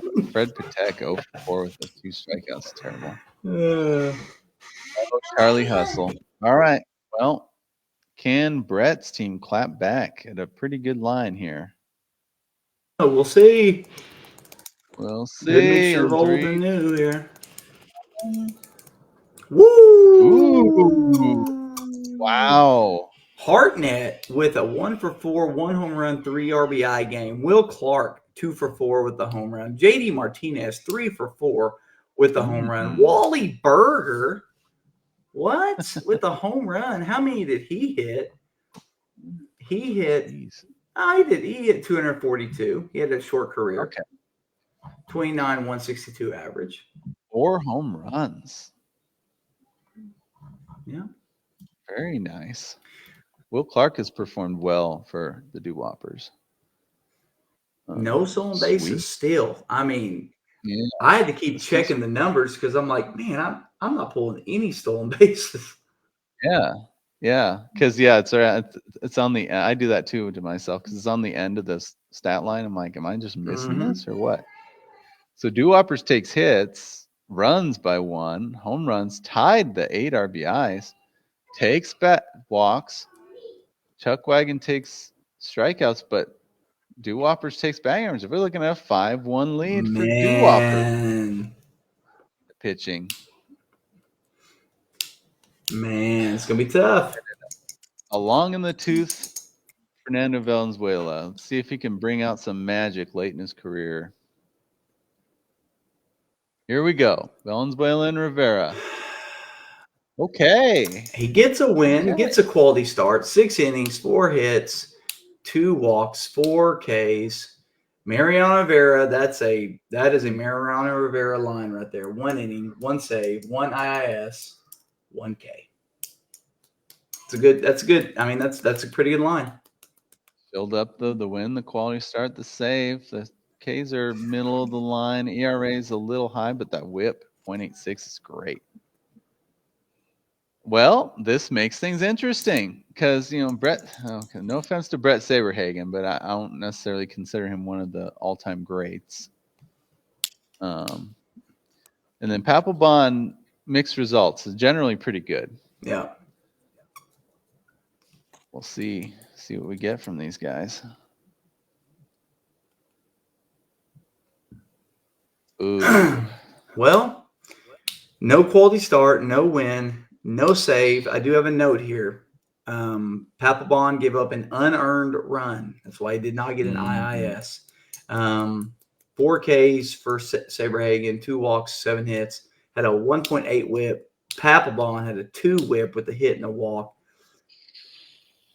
Well, that 2 strikeouts for Papelbon is going to make the difference in strikeouts. So let's see if it holds up. Chuckwagon takes wins, quality starts, the IIS. Strikeouts goes to Doo-Whoppers, Ks per 9, saves, ERA, whip. They hold on. Wow. I feel like the 2 strikeouts for Papelbon made the difference. Yeah, it did. It turned Ks and Ks per 9. It did. Because if he has 0, we can even see right here. Oops, no. Wrong one. There we go. Yep, that flips, Ks per 9 and strikeouts. Wow. Dang. Woo. The Doo-Whoppers. So wait, they won game 1. Yep, barely. This is a tough matchup. They're 2-0 now. On the week, can we get our first sweep of the year for the Doo-Whoppers? Holy cow. First sweep of the weekend? I don't know. Game 3 coming right up. Chuckwagon fans and Doo-Whoppers. Here we go. Boom. All right. David Wells and Mariano Rivera paired up. Rube Waddell and Jonathan Papelbon. That's 100 and almost exactly 101 years. Oh, wow. Almost exactly 4 days. Crazy. Chuckwagons are sending out Mickey Mantle's back, Larry Walker, Roberto Clemente, Pete Rose, Todd Helton, who had a big game a while ago, Russell Martin, so he gets 2 starts this week. Heavy hitter there. The Doo-Whoppers are sending out Lou Gehrig, Edgar Martinez, Hanley Ramirez, Ralph Kiner, Duke Snyder, Vladimir Guerrero. So he has a lot of his starters in. Got some good boppers, some good hitters in here right now. All right, Chuckwagon fans, what do we got? Okay. No home runs, 4 RBIs, but did get 7 walks, only 2 Ks. He had 2 runs from Russell Martin, 2 runs from Todd Helton. Pete Rose making me eat my words here. 2 for 3, Yeah. 2 walks, RBI and a run. Mickey Mantle 0 for 1 with 2 walks. Yeah, he struck out that one 0 for 1, 2. Clemente 0 for 3. Russell Martin's been pretty decent in his first 2 starts. Well, I don't know. This one, the 7 walks is nice, but still no strikeouts. Or no stolen bases. 2 strikes is pretty good too. Actually, this is a pretty decent line. Yeah. Pretty decent line. Some goose eggs, but all right, Brett Carter. Do you want that sweep or not? This could go a long way. Well, he does get a home run from Ralph Kiner, 2 for 2 with 2 walks and a home run. Nice. Gets a stolen base. Vladimir Guerrero Vladdy gets a stolen base. Yeah, he did. He got some in his career for sure. Yeah, not impressive numbers here. He's going to lose strikeouts with 3. That's tough. Well, so what? They tie in hits. Chuckwagon takes runs. The home runs goes to Doo-Whoppers, but RBI goes to Chuckwagon. Walks by 1. Stolen bases to Doo-Whoppers. Strikeouts to Chuckwagon. Batting. Okay. 5-2. Dan. 5-2. Dan, it's your chance. So David Wells, 1998. It all comes down, we talked about this before, it comes down to how many hot dogs he consumed Is that he day. drunk or not? That's Yeah. I don't know. You just never know. And then, Rivera, we'll see. We expect Rivera things, but we've seen him human today. Here we go. Wells and Rivera. Oh, my. He is definitely sober. Wait. He got the win. Is that right? That is correct. If I'm not mistaken, I'll have to pull it up here in just a minute. 4-7-98. But I feel like that game was I can't remember what the score was, but here again, we have 6 innings, 9 hits, 6 earned runs, 3 walks, 3 Ks, does get the win. With a 9 ERA. Mariano Rivera does not get a save, though, but he pitches 2/3 of an inning with 2 Ks. 8.11 ERA with a 1.95 WHIP. If that doesn't yell, the door is open. It does. Shoot. David Wells. Interesting. All right. Well, Rube Waddell, he was a good pitcher. He was a really good pitcher. And then Papelbon. So we'll see. We'll see. Chance for a sweep here. The door is open. Rube Waddell, Jonathan Papelbon, 101 years apart. What do we got? Rube. And Rube, say it ain't so. here is our legend that got lit up. Another one of the highlight pulls. 10.39 ERA with a 2.08 WHIP. 4 1/3, 6 hits, 5 earned runs, 3 walks, 3 Ks. Jonathan Papelbon gets a win. Okay, he tried. One inning pitch, but he gave up an earned run. So what he did is he blew a save, got the win. One of those situations. Yep. 1 walk, 1 hit, 1 K. But I think Dan's going to hold on, man. Look at that case for 9. Case for 9. Yeah. 1/10 of a difference. Wow, you're going to win ERAs with 8.1. So we've had a game to where the winner 8.11 ERA won, and then we had a game where a 9.76 ERA won. Crazy. That's this league for you. That's this league for you. What the heck? Holy cow. Well, 10-2, this turned into a blowout. So, Chuckwagon fans, stave off a sweep. Doo-Whoppers get to 500. Doo-Whoppers get to 4-4. The Chuckwagon fans will go to 5-3. So still sitting pretty good. Still sitting pretty good. Well, again, we have so many teams sitting around there, around close to the 500 mark. Yep. Just add 2 more teams to the list. Yep. Lots of teams are just moving to the middle. And we're not getting a whole lot of separation at the top and bottom right now. But there's still time, and potentially even in this next matchup, who do we got? We have Ethan Saccone versus Travis Atkins. The Oklahoma boys. And they are sitting. So right now, Travis is rolling. Travis is 5-1-0. And Ethan is, where is he at? He is 2-4-0. 2-4-0. Which league runner-up last year, Ethan. You would expect better record, but it's early, and again, things happen. This is all-time league. So something interesting about this pool, I had to actually go double-check. This is a mainly backup field series for Ethan. Interesting strategy against one of the top teams in the league and the Pine Tar Bandits. So interesting there for sure. But well, I suppose there's 2 philosophies, ways you can look at it. Is you can play your best players against the good teams and hope you stack up well, and then you're not as good players against the bad teams and hope you still beat them. Or you could play your best players against the not as good teams and try to sweep them, and then just try to steal a game with your backups against, because you could still steal a game because this league's so sporadic. Yeah. But I don't know. That's an interesting. Or you could do the Mosby method, which hasn't worked out for him yet. But in general, this is a good method. Is the sprinkling. Yeah. And just sprinkle them in. So there is some strategy. That's kind of what Travis does too. Travis is kind of a 2-to-1, as I call it. 2 starters, Sprinkler. back them. Yeah. So there's limited strategy options here, but there is a couple. So philosophies. So we've got Gaylord Perry and Darren O'Day. There's O'Day again.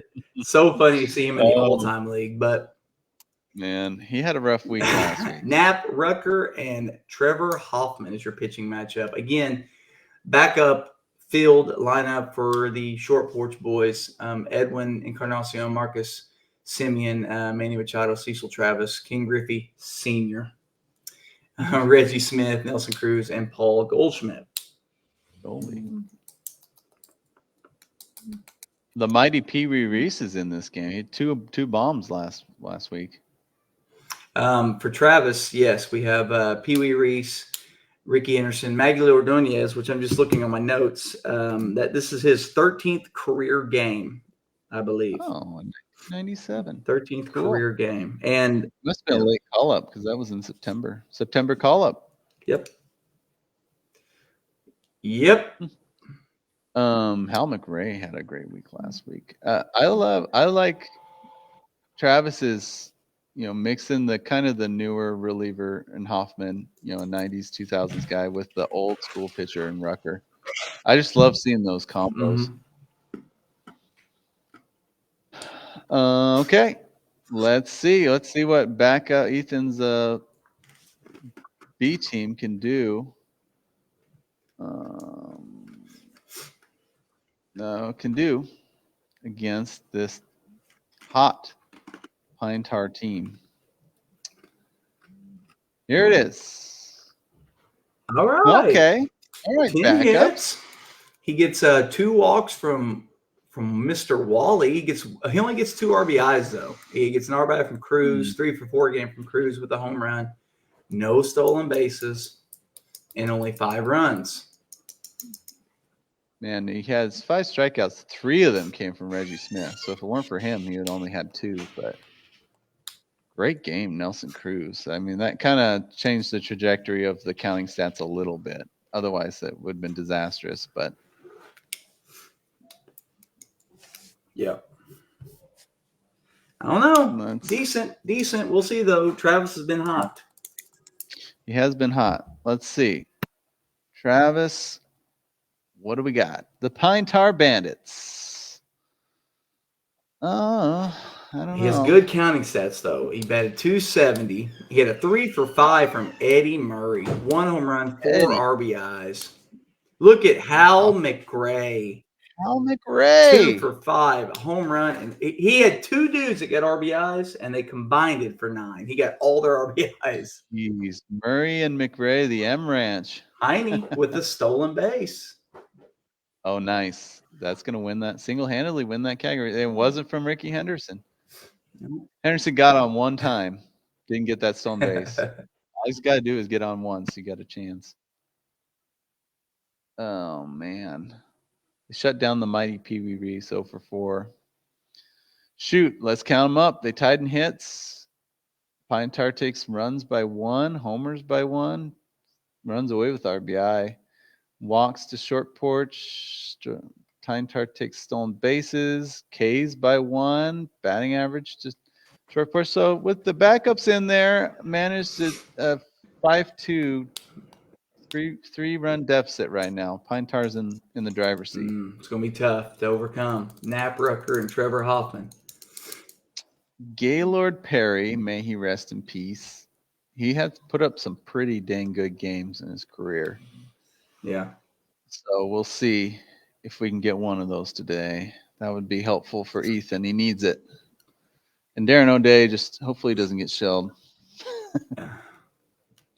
Here we go. Gaylord and Darren. Okay. All right. Okay. So I have a note on Gaylord Perry's start here. He pitched 9 innings, did not get the win because it was a 10-inning game, and his team eventually won. It's late in his career, too. So we get a quality start, 9 innings, 10 hits, 2 earned runs, 1 walk, 3 Ks. Darren O'Day with a win and a 1 IIS, but he does not get a strikeout. Yeah. That seems to be a trend with Ethan's team. They don't believe in strikeouts for pitchers.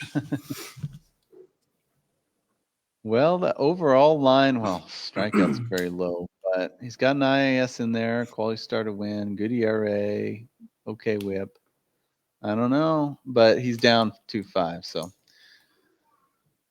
Knapp Rucker and Hell's Bells, Trevor Hoffman. What can you do? He doesn't have a great outing. 8 innings, 11 hits. I say that. He pitched 8 innings, 11 hits, 4 earned runs, 3 walks, 3 Ks. Trevor Hoffman gets a save. No quality start, though, or win. That's true. Yeah, Trevor Hoffman gets a save with 1 IIS and a walk and a K. Strikeouts might be the difference here. By 1. 4. Short porch, quality start, at least IS saved. Yeah. Yep. I think strikeouts made the difference for sure. Wow. 8-6. 8-6. Bandits hold on. Man, it would have been really nice for Ethan to steal one there with his B team batting. Yeah, and that doesn't change much for game 2.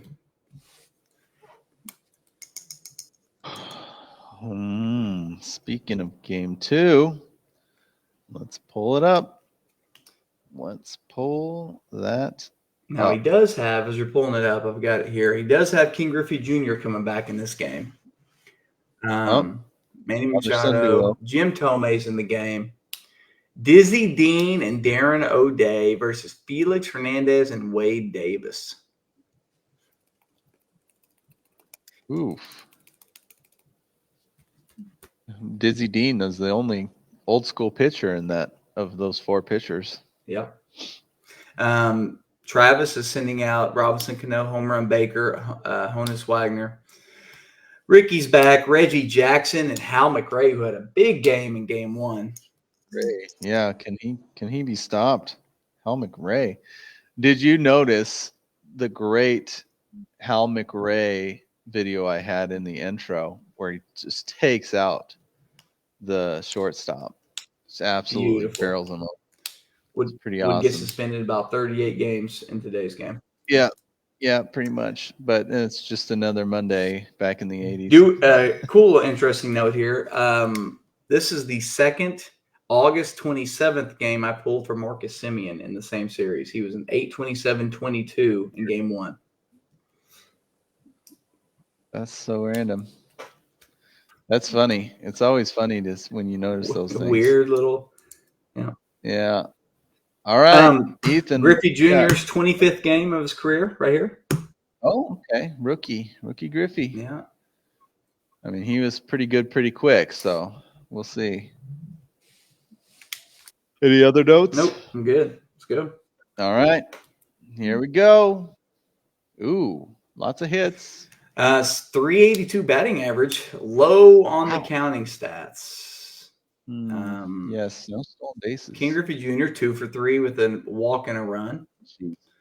Jim Tomei and Nelson Cruz, only ones with RBIs, only 4 Ks, but 13 hits, 0 for 4 from Marcus Semien. There's, not very many counting stats. Yeah, Cruz stays hot. Batting average be tough to beat and hits, but see, Pine Tar Bandits. What do we got? Ooh. Wow. 13 hits as well. 4 home runs, 10 RBIs. He had a home run from Jason Giambi, from Robinson Cano. Home run Baker. His name. He gets a home run. Ricky Henderson, look at this line. 2 for 4, 3 runs, 1 walk, 1 home run, 1 RBI, 2 stolen bases.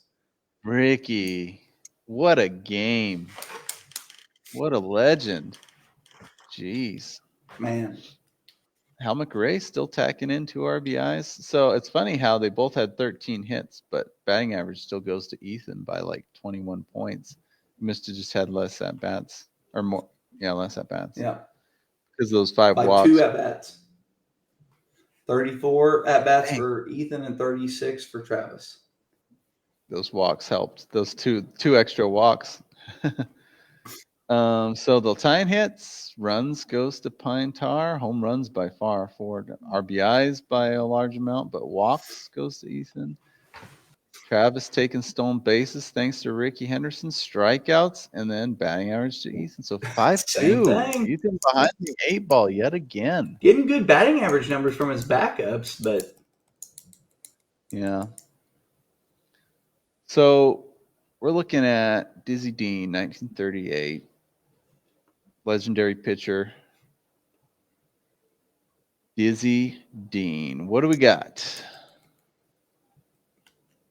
Ooh. What a game. This was the last game of the 1938 season that he pitched in. This is his first appearance in the league this year, by the way. 1 win, 1 quality start, 8 2/3, 7 hits, 1 earned run, 0 strikeouts. Oh, wow. Darren O'Day with an inning, a hit, and 1 K. He had 1 strikeout combined. But he gave up a run, Darren O'Day. 1 strikeout, and it came from his reliever. Yet again, another start that they missed an IS by 1 earned run. Crazy. Jesus, case for 9 looking like a great whip line right there. 9-3. You know you had hardly any strikeouts when you can say that. Your Ks per 9 would be a great whip line. Jeez. Wade Davis probably can get that by himself. When your Ks per 9 is lower than your ERA, you probably had an old school pitcher. Okay, well, actually, I mean, a couple good things going on here. So King Felix was he got lit up a little bit in his career. He pitched, I mean, when he had a lot of innings on his arm and he kept pitching. So he had some bad games. This is 2008. This is right when Later in his career, but he's still, I mean, yeah, this is later in his career. But we'll see. But not at the end, right? I think this is the beginning of the career, isn't it? Beginning? I don't know. Well, I'll look it up, you fool. Yeah. I thought beginning 2005 to 2019. So this is I guess that's true. Yeah, it's a 22-year-old Felix Hernandez.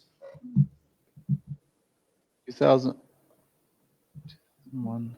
Okay. Huh. All right. Okay. Young. Well, take it back then. A young Felix Hernandez. That changes things altogether. And Wade Davis. All right. Let's see. What do we got?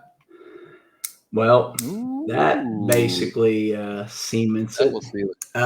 He gets a win and a quality start, 6 innings, 4 hits, 8 Ks. Wade Davis with the save and IIS, 2 Ks, 1 hit. Wade Davis took care of the Ks and Ks per 9 by himself. Beautiful. Getting the job done. Getting the job done. So they'll take that. They'll take strikeouts, Ks per 9. Jeez. ERA and whip. 9.4. Woo! Our Bandits are rolling. I'm telling you. Rolling. They got a sweep last week. Could potentially get a sweep this week. Here's our game 3 starter. Okay. John Smoltz, Darren O'Day is back. Christy Mathewson and Trevor Hoffman. How about that? Again, a lot of the same. Joe Cronin's in for Ethan here. And then Travis's Baby Doll Jacobson's back in DH. Oh. Baby Doll, a league favorite. Well, I don't know about a league favorite, but a commissioner favorite.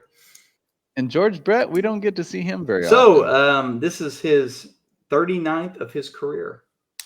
Oh, young George Brett. This is also a 40-year-old Eddie Murray, I believe. Wow. Yeah. With his 37-inch, 40-ounce bat. Yeah. Okay. All right, Ethan. What do we got? Guess got to fight off a sweep. Oh, Lordy. Well, that's not helpful. This is kind of comical because this is the worst batting average by far, but his best RBI put out. He gets 8 RBIs. Willie Stargell goes 1 for 1, 2 runs, 1 walk, 1 home run, 3 RBIs. King Griffey Sr., 2 RBIs. Gets a walk. Only 2 strikeouts. No stolen bases. Yeah, it's going to be tough. It's better 194 with just 2 strikeouts, though. Going to be tough. Stargell, that was a clutch game for him. Thrown in 0 for 5. That just looks bad. When you look at an 0 for 5 line, it's just depressing. All right. Okay. Well, Travis, chance for a sweep here. What are you going to do? What are your Pine Tar boys, Pine Tar Bandits, going to do here? Ooh, I see some crooked numbers. 15 hits. 2 home runs. He gets a home run from Ted Simmons with 2 RBIs. He gets a home run from Baby Doll Jacobson. A 3-run bomb. 3 hits, 1 run. Doll. What else can you say about Baby Doll Jacobson? Baby Doll knows about bombs, and he also knows about Thompson machine guns, I think. But he has a don't ask, don't tell policy, so we won't talk much more about it. Ted Simmons, nice. Baby Doll. Oh man, a hit from everybody except for George Brett. 0 for 3 is a strikeout, but the old Eddie Murray, 3 for 4. Still got it. What can you say? Good grief. Well, let's tally it up. Pine Tar taking hit, tied and runs, takes homers, RBI going to short porch, as well as walks and strikeout. So, and Pine Tar takes, wow, we have a 3-3 tie through this? Oh my goodness. How? Wow. The low strikeout, the walks, the RBI. Is he going to be able to snag a victory with a 194 batting average? Versus 385? That's crazy. Yeah, he's bribing pitchers to throw meatballs or threatening pitchers to throw meatballs. Crazy doll. Well, Smoltz, it's going to come down literally to the pitchers. We got a whole new ball game. Smoltz and the much beleaguered Darren O'Day. Can Darren O'Day get back on track? And what are we going to get from John Smoltz? 2006. Is this a late career of Smoltz, isn't it? It's got to be. 2006. Yeah, this has to. Well, yeah. Because he was a part of that 95 staff. And this is 11 years later. So yeah, this was he was a year. He stayed at Atlanta till 2008. So this was a 39-year-old John Smoltz. But he had 16 wins that year. Oh, okay. Well, let's see if this is one of them. Here we go. No. Yikes. Darren O'Day gets absolutely tough. But he gets a win. Darren O'Day. Oh. One of those blown saves gets the win again. Golly. Quality start from John Smoltz, though. 6 innings, 3 earned runs, 8 hits, 2 walks, 5 Ks. But that is a 5.14 combined ERA with a 1.71 whip. Travis has got to be feeling pretty good about this, I would think. Yeah. Minimum qualifications for a quality start for Smoltz. Not a bad game. Okay, well, yeah, I'm Christy Mathewson and Trevor Hoffman. Let's get to it. Don't have to dawdle here. All right, let's see.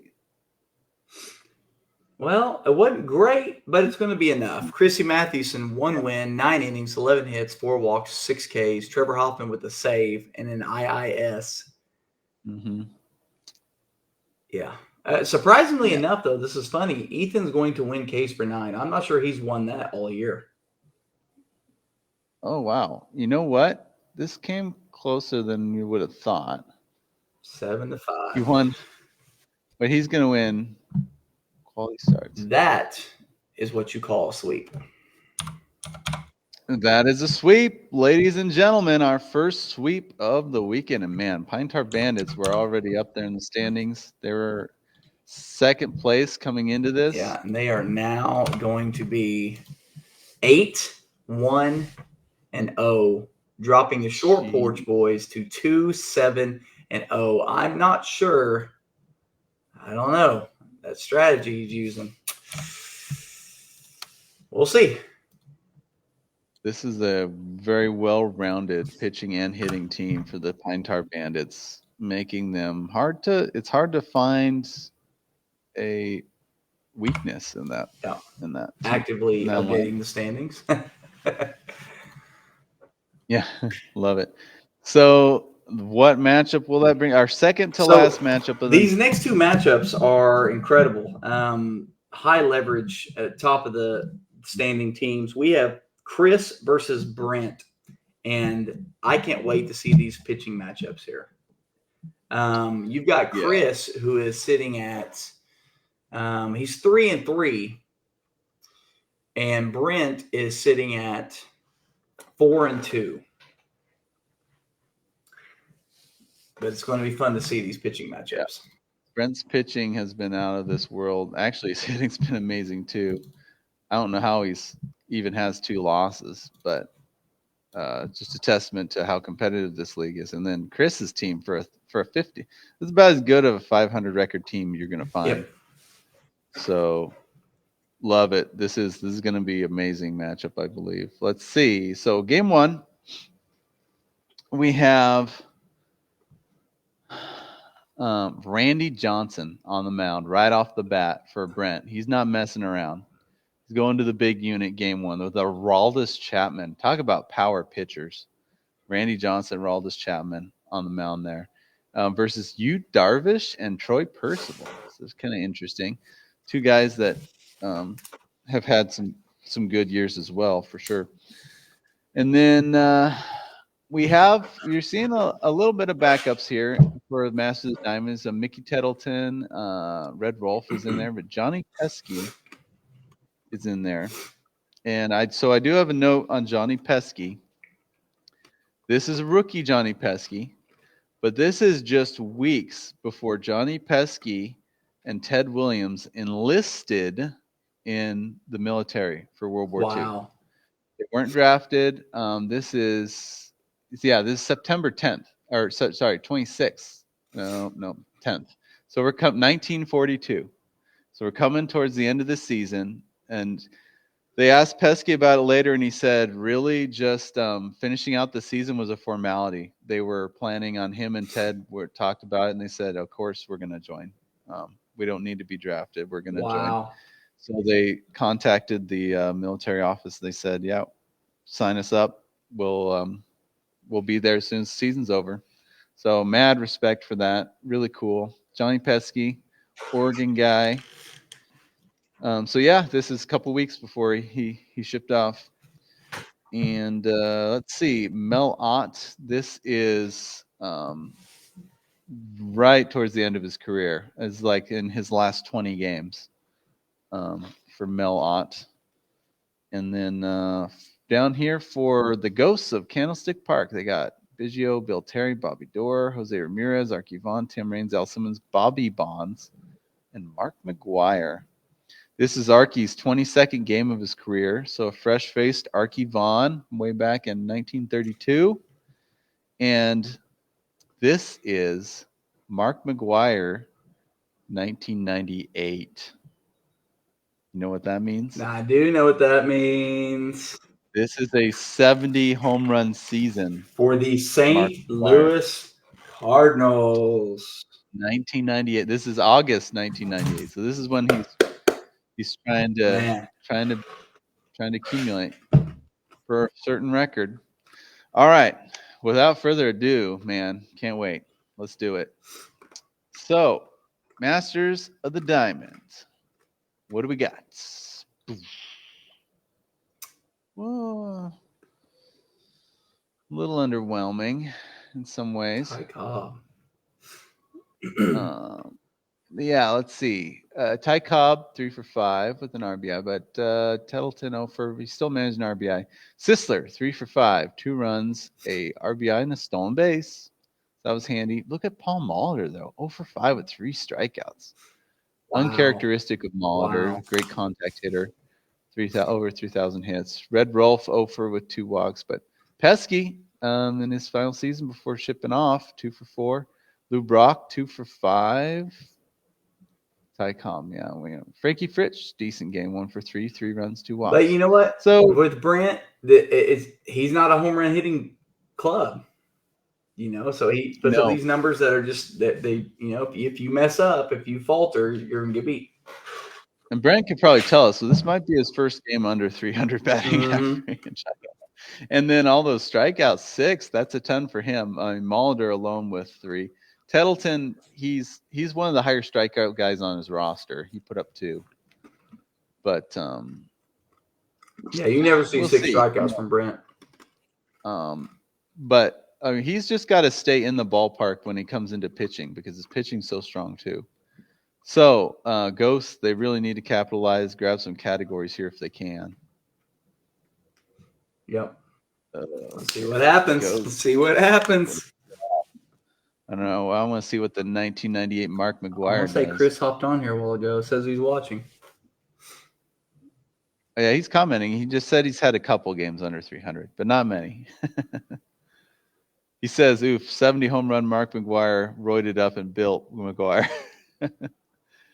Chicken legs, Mark McGuire. Here we go. And, of course, Mr. Mark McGuire. He hit a home run. He had to. 70 home runs that year. It was just a solo homer, though. 1 for 4 with the Tim Raines. Tim Raines, 3 stolen bases, which, of course, Raines on the short list of people who could do that. But, yeah, 2 for 3, 2 runs, a walk, 3 stolen bases for Tim Raines. Bill Terry stays hot. Bill Terry, 3 for 5 with a walk, 2 RBI. But you got tough 3 straight offers here. Bobby Doerr, Jose Ramirez, and young Archie Vaughn. Offer for Bobby Bonds. So I don't know. Let's tally it up. The Masters take hits, runs by 1, homers to Ghosts, thanks to McGuire, RBI to Ghosts, walk to Masters. Ghosts takes stolen bases, thanks to Tim Raines. And batting average to Masters 4.3. You know what I 4.3. Whenever you see somebody, oftentimes stolen bases are even way more rare than home runs, especially nowadays. So every time you see even like a guy with 2 stolen bases or 3 stolen bases, I find that to be even more rare than if I see a guy hit 2 home runs, I mean, statistically, for sure. So Tim Raines was an incredible base stealer, but he, there wasn't a ton of them that stole as many as he did. Yeah. So yeah, how often are you going to pull? 3 stolen bases, yeah. That's great. Well, 4-3 lead for Brent, and he's got Randy Johnson and Aroldis Chapman. Man, this is a matchup here. Can Yu Darvish be the good Yu Darvish, or is he going to be 2001? Now, didn't he recently have like a Cy Young quality year? Was that 2001 or 2002? Yu Darvish has I feel like he goes every other year. Listen, Yu Darvish has some good years, man. He did. Was it 2021? This was a 4.22 ERA Darvish. Oh, so that was one of his bad years. He yo-yos so crazy. Mm-hmm. But like 2022, I think, was really good. All right. Randy Johnson, 2002, coming off the year he won the World Series. This is actually opening month, April 21st. Riding that high from the previous season. He was really good that year. This is Chapman 2022, so fairly recent Chapman. All right. What can he do? Let's see it. Oh my Boom. Boom. It's pitching performance of the ages. Yeah, for one of them. Yep. Look at Chapman. He got blown up. Oh, God. Dude. But Randy Johnson, complete game, 2 hitters, 17 strikeouts, just 1 walk. Unearned run, I'm assuming.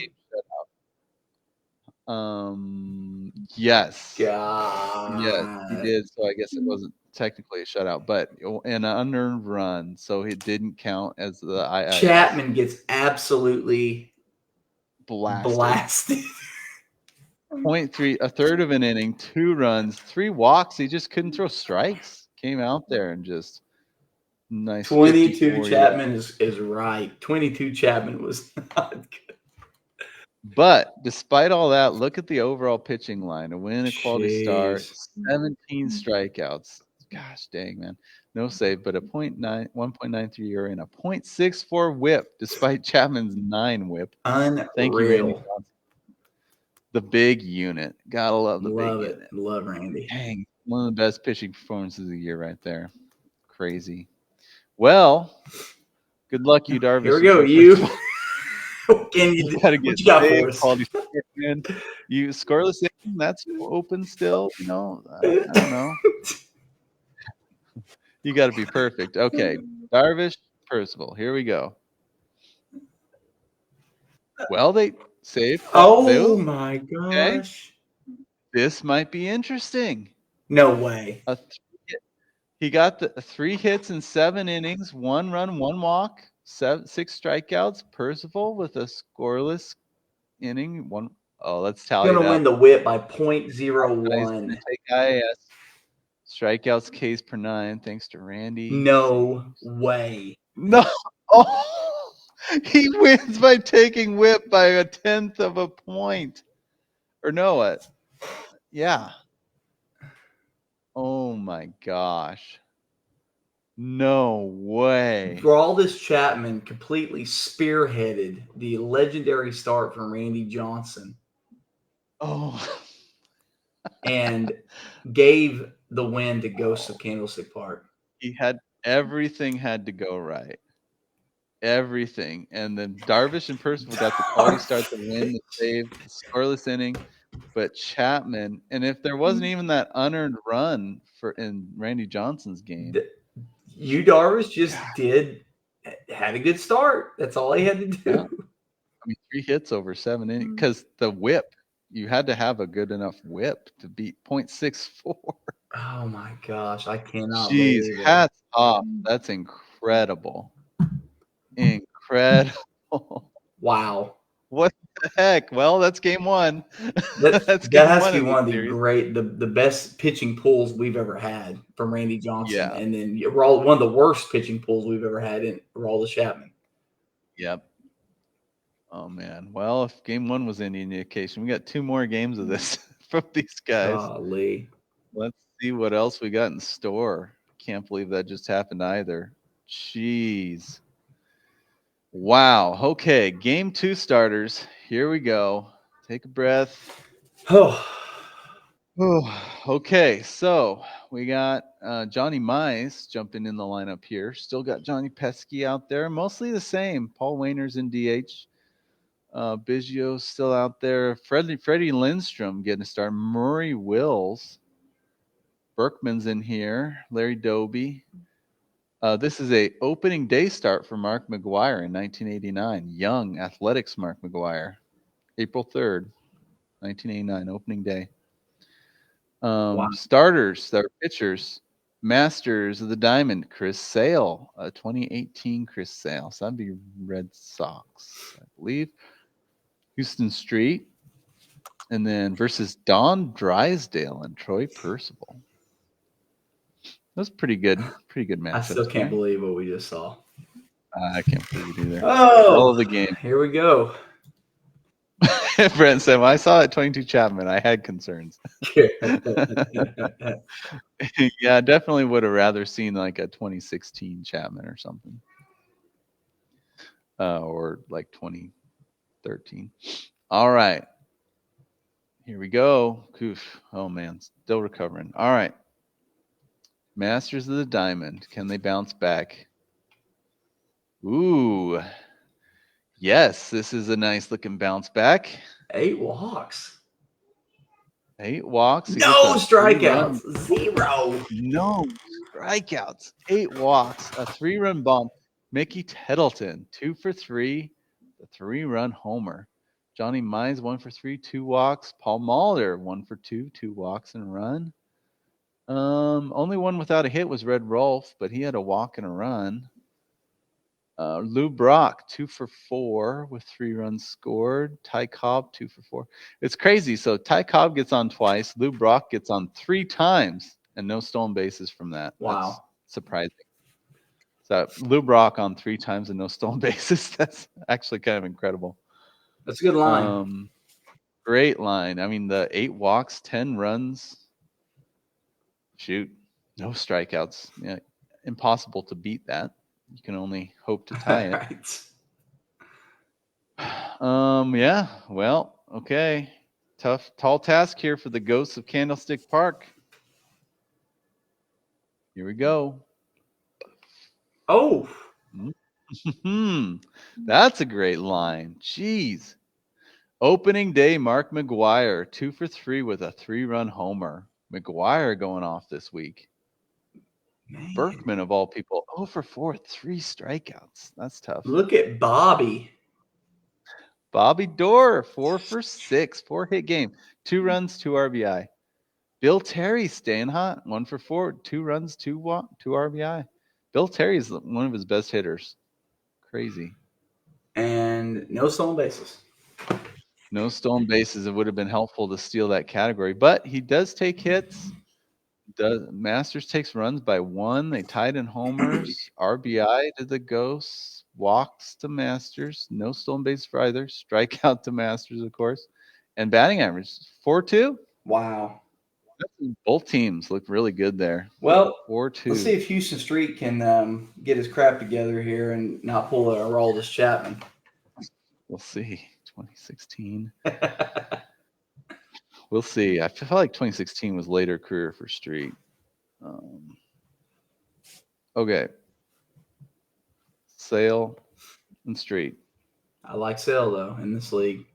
I know. In 2018, not bad. Okay, here we go. Oh yeah. Wow. Beautiful. Look at that. Look at Crease for these 9. starts. God dang. Brent starts. His strikeouts insane. So 2 starts from his starters. He's gotten 29 strikeouts total. Wow. I mean, Chris Sale, I think of all starters in Major League Baseball, has the highest Ks per 9 in history of baseball, I believe, for Ks per 9 for starters. But yeah, quality starter gets the win. 6 innings, 5 hits, 1 run, 1 walk, 12 strikeouts. And look at Street. Pitched to 1 batter, and he got him out. So he gets That's a save. tough. And listen, I say it's going to be insurmountable, but what I saw I mean, I'm not counting anything out. Yeah. Well, Drysdale and Percival. I mean, Percival helped pull the rabbit out of the hat. Drysdale, he's great. Here's the thing: he got a win and a quality start and a save. That's tough. Whenever and you're down 4-2 to come over. Yeah, well, that's true. Yeah, no, it's very close to impossible. Is Drysdale a Hall of Famer? Don Drysdale? I want to say so. I guess if I click on him here, I would say, but come on, you historians. Hall of Fame. He is a Hall of Famer. Okay, he is a Hall of Famer. Should know. I mean, he's on the Dodgers, so. Okay. Here we go. Drysdale and Percival. Oh, my. Man. 7 shutout innings. Oh, well, he gave up. Unfortunately, though, he did give up some unearned runs, but it doesn't matter because Percival scoreless inning with a save. No win though. That's going to be tough. No win for Drysdale, and the strikeouts, of course, and the whip. So, wow, what an attempt though. This is going to be slugfest, boy. We're just seeing fists being thrown. 8-4. I mean, gosh dang. That pitching. You have 0 ERA and you bat 3.42. You got to feel pretty good about your matchup, and you lost. I mean, and you lose 8. What can you do? What can you do? Well, Ghost snapping back. Now we're tied 1-1 in the series. Gosh, dang! A rubber match for the ages. This feels like a playoff. Yeah, absolutely, right, absolutely. Just like Foreman and Tyson. Yeah. Trading blows. Here we go. And here, Chris has got to be saying, what do I got to do to have a higher than a 500 record in this league right now? Because he's sitting at 500. I think the Roto standings will have to make an appearance this week. Yeah, that would be amazing. I'd love to see that. It would be very telling. There's some interesting data to be seen from that for sure. Okay, game 3. Well, there is an ace up, goes to the Candlestick sleeve, and his name is Pedro Martinez. Pedro Martinez. Is that a 98 Pedro? 98 Pedro Martinez. Isn't that the year that some people think was one of the best? Or no, was that a different year? I want to say, I think so. 68 Gibson. No, 97 Pedro. No, 2000. And 97 Pedro was 1.9 ERA. 2000 was a 1.74. This was a very, very pedestrian 2.89. Okay. Pedestrian. He finished second in Cy Young this year, so he took a break this year. But yeah, okay. Well, still, versus Eddie Plank, amazing in his own right. Hey, old time. And Aroldis Chapman, 2013. Okay, well, you should feel a little bit better about this one. Jesus. With Joe Torre's in there for the first time today, and then, pretty similar lineup there we see Babe Ruth in there. Actually, was he? He was in the last game, 1 for 4. Okay. Let's see. I think I did also have a couple other notes on this. This is Johnny Mize. This is a rookie year for him. Okay.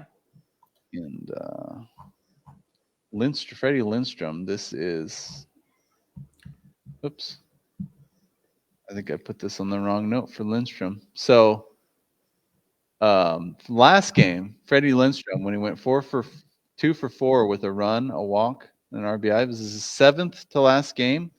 And that walk was the last walk of his career.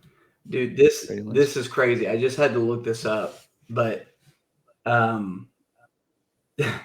went to, for those of you who don't know, I live in Oklahoma. I've been to California one time in my entire life.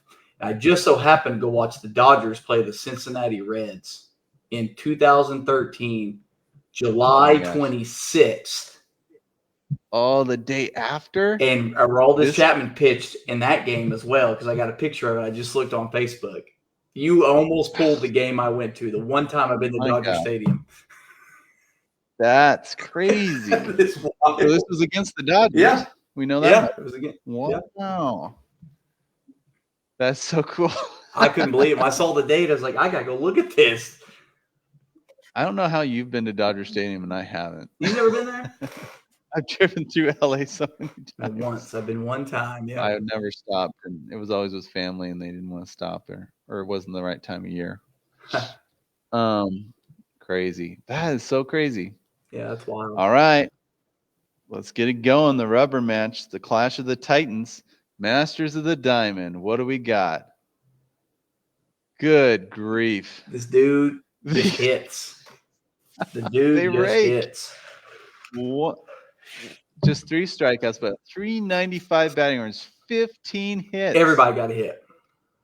Jeez, everybody got a hit. 3 hits for Lou Brock. Look at Lou Brock getting on 3 times again and no stolen bases. But Ty Cobb gets a stolen base. 2 for 4 with a walk, stolen base.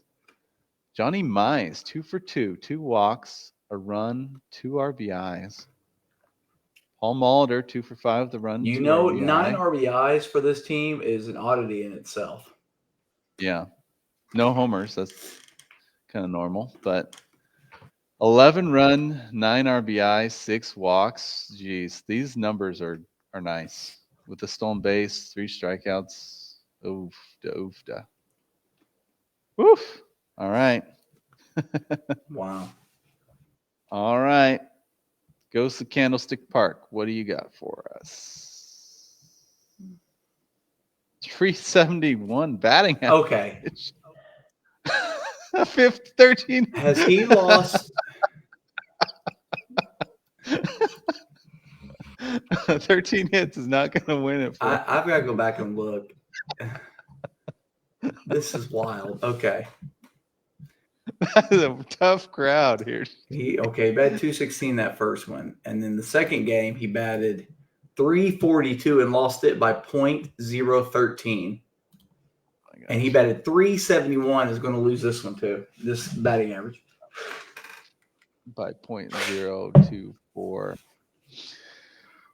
Good grief. Well, what do we got? Jose Ramirez 3 for 5 with a run. He got 2 stolen bases, though. He'll take that category. Bill Terry got a stolen base, and Arky Vaughn. Babe Ruth 1 for 2 with a 2-run homer with his 1 hit. He's going to lose strikeouts by 1 thanks to Al Simmons striking out twice. Wow. Simmons did hit a home run, a solo homer, though. So let's see. 13 hits, loses. Masters taking hits. Runs. Homers goes to Ghost, but RBI. No walks for Ghost. No walks. Yeah, to 6. He will take stolen bases, strikeouts. My gosh, man. 6. Ghost is sitting there going, what do I do? Tough crowd. Well, he's got Pedro and Percival. But Eddie Plank and Chapman, okay.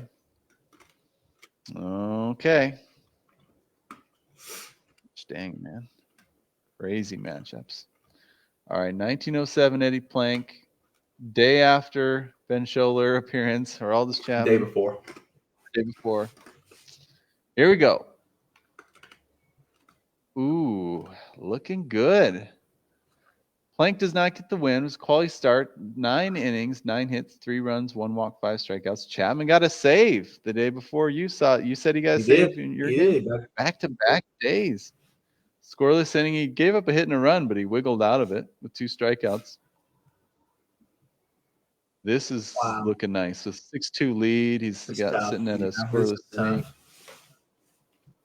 I mean, I guess the whip's not amazing, but he's got the save and the quality start. 5, 6. There's only 6 categories he can win. He's down by 4.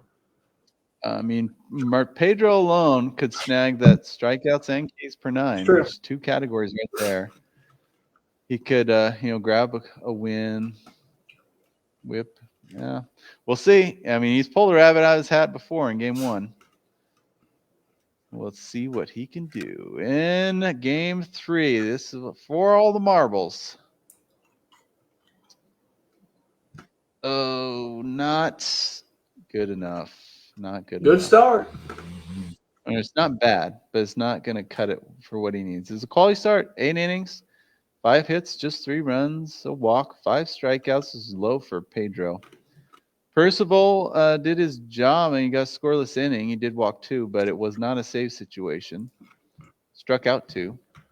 So tied quality starts, tied and wins, tied and scoreless innings, tied and strikeouts. Case for 9 goes 8-4 again. Wow. Masters of the Diamond takes the series 2-1. What a freaking series, Unbelievable. man. Jeez. That's why we highlighted it. Oh, man. 6, 3, and Ghost goes to 4 and 5.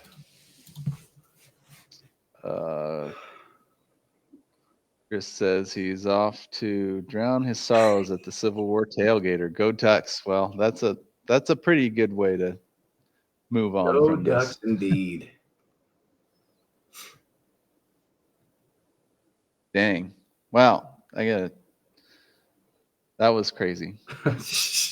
Well, coming off of that, now we have another insane match. This is Micah versus Max, and this is a slugfest. This is a combined 9-1-2 ball clubs. You've got Micah with an 5-0-1 record, has not lost yet. Max 4-1-1. This is going to be fun. Yes, it's going to be fun. We mentioned them in the intro video. Picklesburg, who has been, did they get a sweep last week? They might not have. Might have been a tie in that one. But, I mean, they've been really good. They've been really good. So they're on the short list of teams that could potentially do some damage against the OGs. But the OGs, man, they have been so solid. So solid. Here are the starters for game 1. The OGs bringing out their A game, man. Yogi Berra, Jeff Bagwell, Charlie Gehringer, Gary Sheffield, Joe Sewell, Ted Williams, Kenny Lofton, Manny Ramirez, Carlos Delgado. It's like a, smash squad there. Versus Lance Parrish, Ernie Banks, Jeff Kent, Troy Gloss, Burt Campaneris, Barry Bonds, Andre Dawson, Sam Crawford, Manny Minoso. So we got some backups sprinkled in here.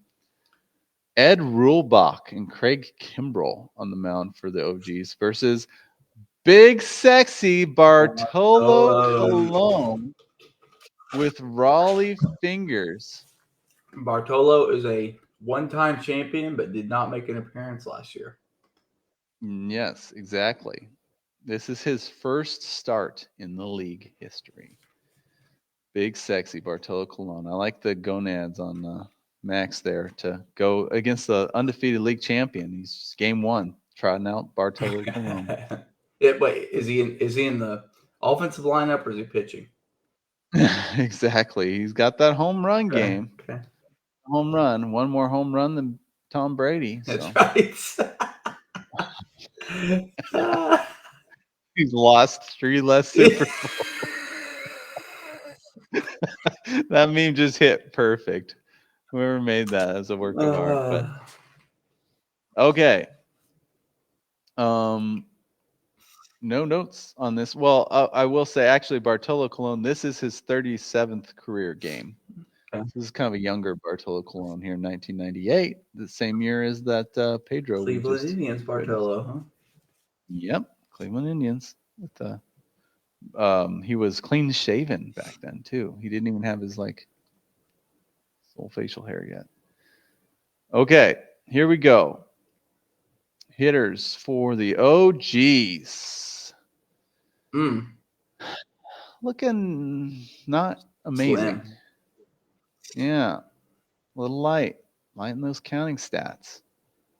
We had a Yogi 2 for 5 with a run, Bagwell 2 for 4, but no counting stats. Both Bagwell and Sheffield 2 for 4, but no other counting stats. Manny had a heck of a game, 3 for 3 with a walk and 2 RBIs, 2 RBI. But yeah, pretty light on the counting stats. So here we go. Max with a bunch of backups sprinkled in with some of his starters. He's got a chance to grab some categories early. Yes, he does. Oh, and my gosh. he will. He will grab some categories. Wow. Only 2 guys without hits, so one of which was Barry Bonds. What year? 06? This is a roided Barry Bonds. Come on. Oh, okay. 0 for 2 with the walk. But we're looking at Larry Parrish, 2 for 4 with 2 runs, a walk, and a grand slam. Ernie Banks, it was only a matter of time. Ernie has started out rough this year, but 2 for 5, 2 runs with a solo bomb. Yeah, you can't hold him down very long. Andre Dawson, 2 for 4. He's had a couple good games. This is big for Max too, because this is a full starting lineup for Micah. Mm-hmm. Yeah, well, it's good job capitalizing on a kind of characteristically weak game from Micah's hitters. So Max will take hits, runs by a large margin, homers, RBI. They tied in walks. 2 stolen bases from Burnt Capaneris. Wow. I missed that. 1 for 3, 2 runs, a walk, and 2 stolen bases. Beautiful. Strikeout. Max will take it by 1. Picklesburg and batting average 6. Bartolo's going to have a hard time screwing this one up, but we'll see. Yeah, well, geez, if they want to stay undefeated. Oh wait, 7-0? 7-0. Oh, wow. That'll be a clean sweep. If Picklesburg gets 2 of wins, quality starts, or saves, it's ball game. Goodness. All right. Rulbach and Kimbrel. This is 2014 Kimbrel. He's pretty dang good back then. Well, pretty good. He needed that win. But he didn't get it. Complete game, 10 hits, 2 runs, 2 walks, 3 strikeouts. Kimbrel did great. Scoreless inning with a save and a strikeout. Man. But that win, he really needed that win. I mean, it's still technically possible. We'll see. But we'll see. Bartolo and Raleigh. Let's see what we got here.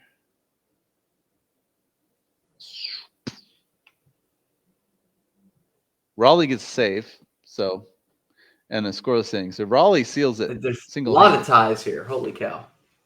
But Bartolo, 5 2/3, 8 hits, 3 runs, 4 walks, 3 strikes. Not a great start, but it'll do. Yeah. It'll do for sure. So these take quality starts. They tied.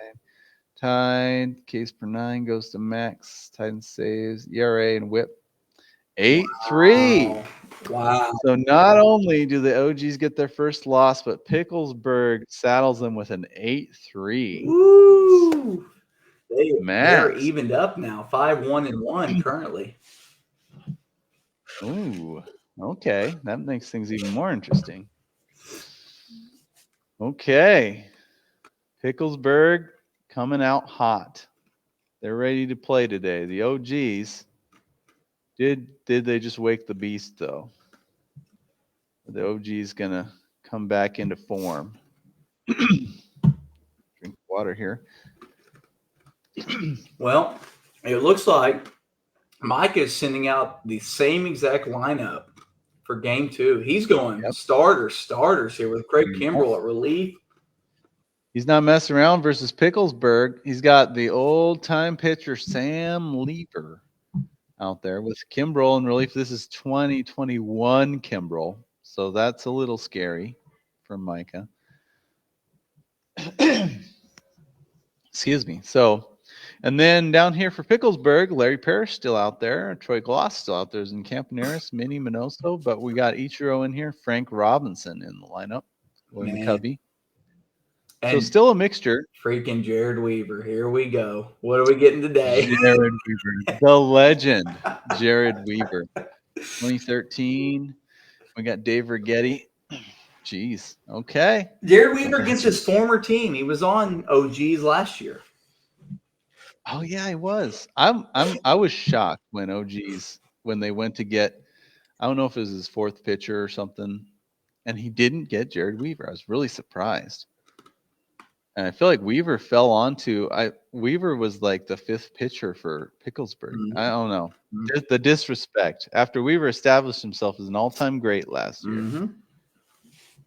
Continues to prove it this year. So we'll see. We'll see if he can use that as fuel. Here we go. OGs. Game 2. Much better. Oh, wow. Wow. It's for everyone. Delgado, 3 for 4 with a walk and 4 This RBI. Dude snuck through the draft this year. I couldn't believe he fell so low. Yeah, after he did so well last year. Ted Williams, 1 for 3 with a walk and a 2-run homer. Jeff Bagwell hit a solo bomb, 1 for 4. Stolen base from Charlie Gehringer, along with 2 hits, and just 3 strikeouts, 2 of which from Manny Ramirez. 3 strikeouts. Man, wow, this is a good looking line. Very good line. Very good line. Woo.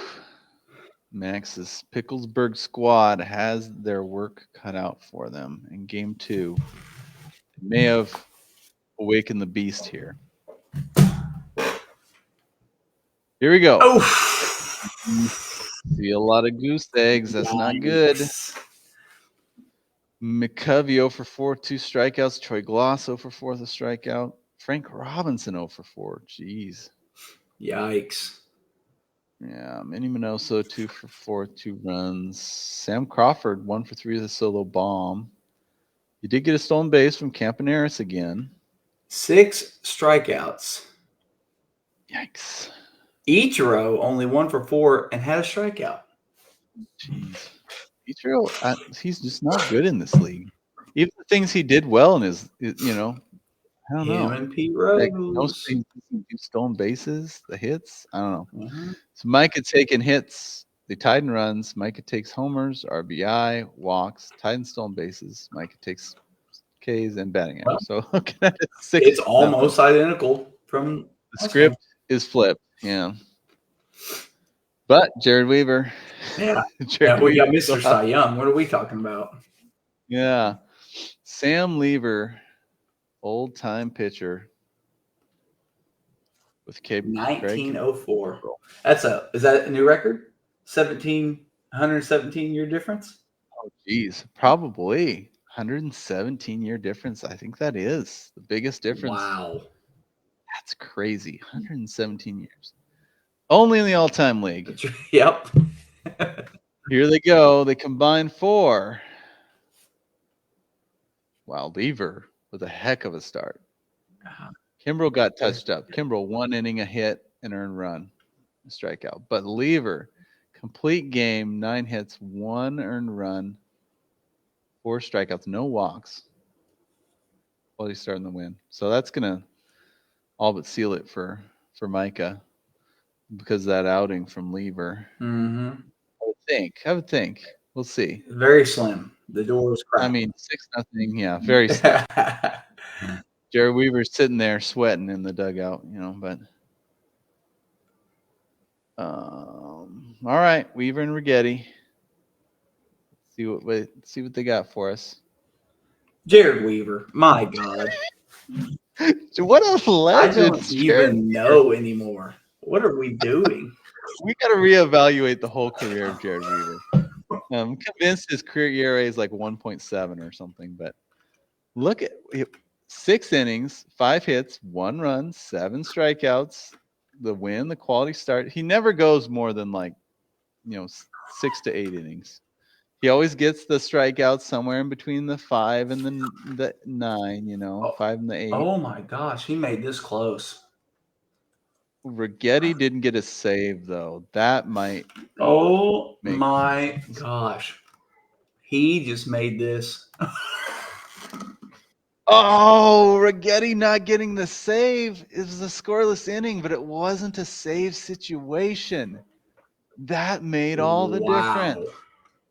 Weaver made this a real game. 6-5. Jeez. Whew.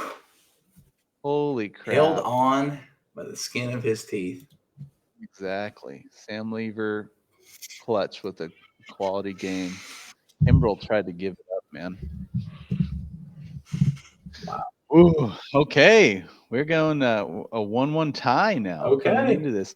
Now, so I guess what's am I right in saying if Max wins, then will there be a 3-way tie for first place between Max, Travis? No, and Travis will be in first, no matter what. what. He has that extra a tie. Oh, no matter what. Yeah, he's 8-1 and 0, and currently Micah is 6-1 and 1. Okay. Yeah, so even if Micah wins this one, it'll be 7-1 and 1. Congratulations, Travis. I buried the lead there, but all right. Let's see. Game 3, the rubber match. I guess this will decide whether or not Max is third place or tied for second with Micah. Here we go. Ooh, sounds like I'm getting a package delivered. I just did too. Oh, yeah? Yeah. That's funny. Simultaneous. It'd be funny if they're the exact same thing. Mine looks like Amazon. Huh? Mine was like Amazon. Oh, yeah. Let's see. Okay. Starters. Game 3. Exact same starters for Micah. He's just going with his A team. He's going for it. And he's got Roy Oswalt and Rob Nen pitching. That's a power combo. Roy and Rob. And then Picklesburg so they got Mike Napoli in there catching. Bobby Gritch is in. Beltray making an appearance. Barry Bonds. What year Bonds do we have here? 97. Uh-oh. Is that a pre-Roy Bonds? Yep.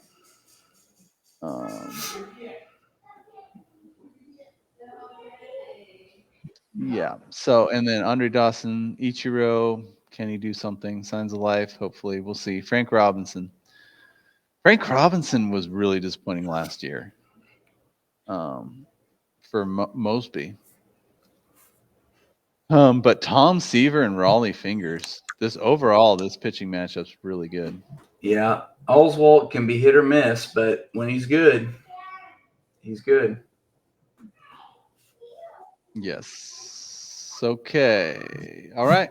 Let's get to it. Game 3, the rubber match. Who will win this clash of titans? The OGs. Oh, wow.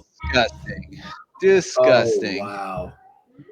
444 batting average on 16 hits. 6 home runs. Believable. 6 home runs. Carlos Delgado, 2 for 5 with 2 solo home runs. Ted Williams, 3 for 5. Charlie Gehringer, look at this dude this year. How many home runs did he hit in his career? Let's see. Gehringer. He hit 184. Okay. We pulled 3 or 4 of his home run games. Jeez. Wow. That's who else hit homers? Yogi Berra hit a solo homer, 3 for 5. Manny Ramirez, 2 for 4 with a solo homer. Jeez. The lone bad game Kenny Lofton 0 for 4. But he didn't even strike out. 1 strikeout in 36 at-bats. 1 strikeout in 40 plate appearances. Unbelievable. That, well, holy crap. Well, Micah's OGs reminding us why they've been at the top of the standings so far this year. Man. Okay, Picklesburg, do your best here. Do your best. Here we go. Oh. Well, that's not their best. That's not gonna. Oh, almost a clean sweep. 8 strikeouts. Napoli 0 for 4, 3 strikeouts. Ernie Banks had a good game again, 2 for 4, 2 RBI. Adrian Beltre 1 for 4 with the solo homer. Barry Bonds 0 for 4 with a walk, a run, and 2 strikeouts. Yeah, this is. Ichiro 1 for 6. Ugh. I'm telling you, that's a tough one. Well, okay. So Geeze takes hits, runs, homers, RBIs, RBI, walks, strikeout, batting average.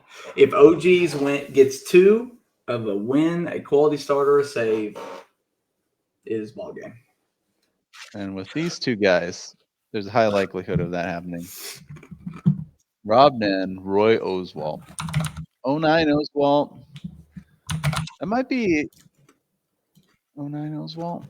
Is that a little older? Rob Nen, 93. I think I had a note on Rob Nen. 8th career game for Rob Nen. Wow.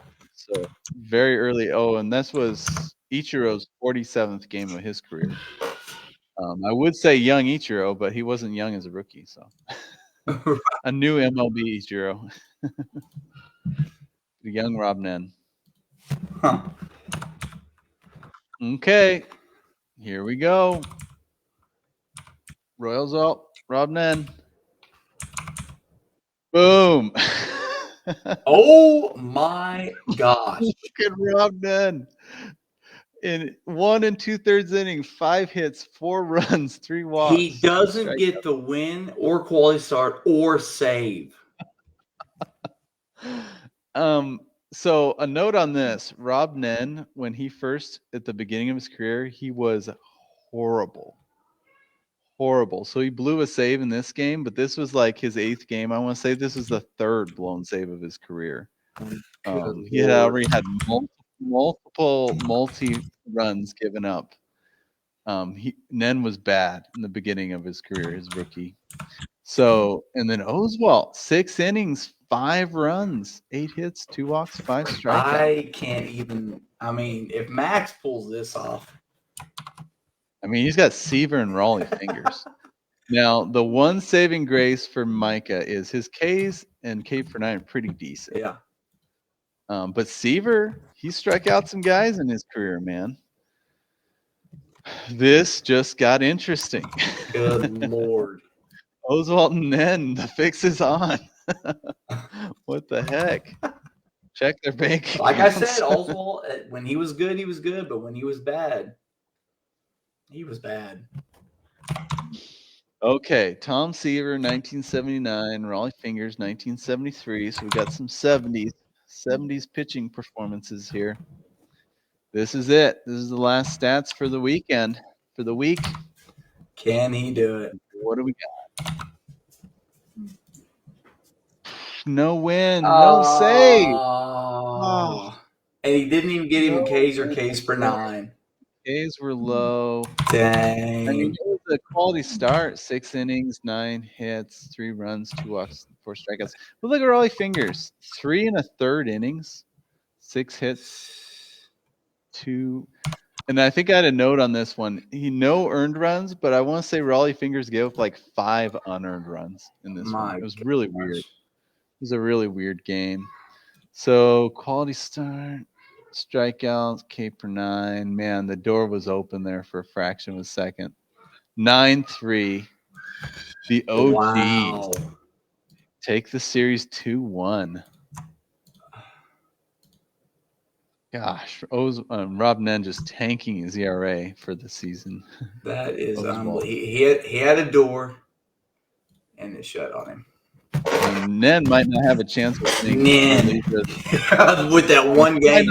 Him or Chapman. Yeah, one game. He might not. He's out of running potentially for reliever of the year for the whole season. Oh, jeez. Hey, so here is a positive about the standings. No ties this entire week. Woo, I like it. And I've already updated the standings. Those are active right there. The changes All right, and I everything. pulled them up right here. Here's our active standings. The Pine Tar Bandits, Travis, your squad, 8-1-0, sitting alone in first place. Just one loss through 3 weeks is nice. No ties. The OGs, 7-1-1, looking really good. Masters of the Diamond tied for third with the hot Sasquad team. Picklesburg dropping down to fifth. Such a good team to be down in fifth, but there's a lot of all those teams are pretty good. Chuckwagon Fans sitting up there at sixth, and then tied for seventh, hitMachine, Doo-Whoppers. Ninth, we have Ducey's Delights, Ghosts of Candlestick Park, The Good, the Vlad, and the Ugly. Tiger Lilies down in 12th. That put up the 600 batting average this week. Made a jump. Let's spread it out a little bit, Tiger Lilies. Spread it out a little bit. Win some games. Quazy Quakers got some wins. That's their Mosby got some wins today, so that was good. And Short Porch tied with Formidable for last. Wow. Maybe that backup strategy might need to change a little bit. I don't know. We'll see. Well, these games were amazing. Thank you, everyone, for hanging out with us. Week 3 was awesome. So I'm hearing rumors about some roto stats coming along this week, and also we are going to see our first week of MVP race and MVP Cy Young Reliever of the Year race as well. It's fun, so man. we've got great things to look forward to midweek. Yeah, it's going to be awesome. And then next week we will be able to simulcast to YouTube, assuming YouTube doesn't do something weird and dumb again. But yeah. Thanks for hanging out. It was a great time, man. What is this? Oh, what is this? What is that? I think there's a little note. Wait, there is a note. It's probably going to be backwards. Read it out. We're going to read it here. It says, "Thanks for being my all-time league streaming partner. Merry Christmas from Preston. From Preston B. Vine." Look at that. I be dang. Nice. Well, next stream we'll probably fancy podcaster looking microphone. Lord. The show. That's incredible, man. Out here first. That's incredible. How funny that's the package that got delivered right during the stream. Yeah. Yeah, that was perfect. When I heard that, I was like, oh, that's probably what it is. Unbelievable. All right, everybody. We'll see you next week. Take it easy and happy Thanksgiving. Get those starters put in. We're going to start pulling those stats. We haven't. It's not ready yet, though, for the starters. We got to clear out the lineups. So we'll send you a message when those are ready to be done. But, yeah, once they are, get those starters in so we can pull the stats. All right. See y'all later. Guys.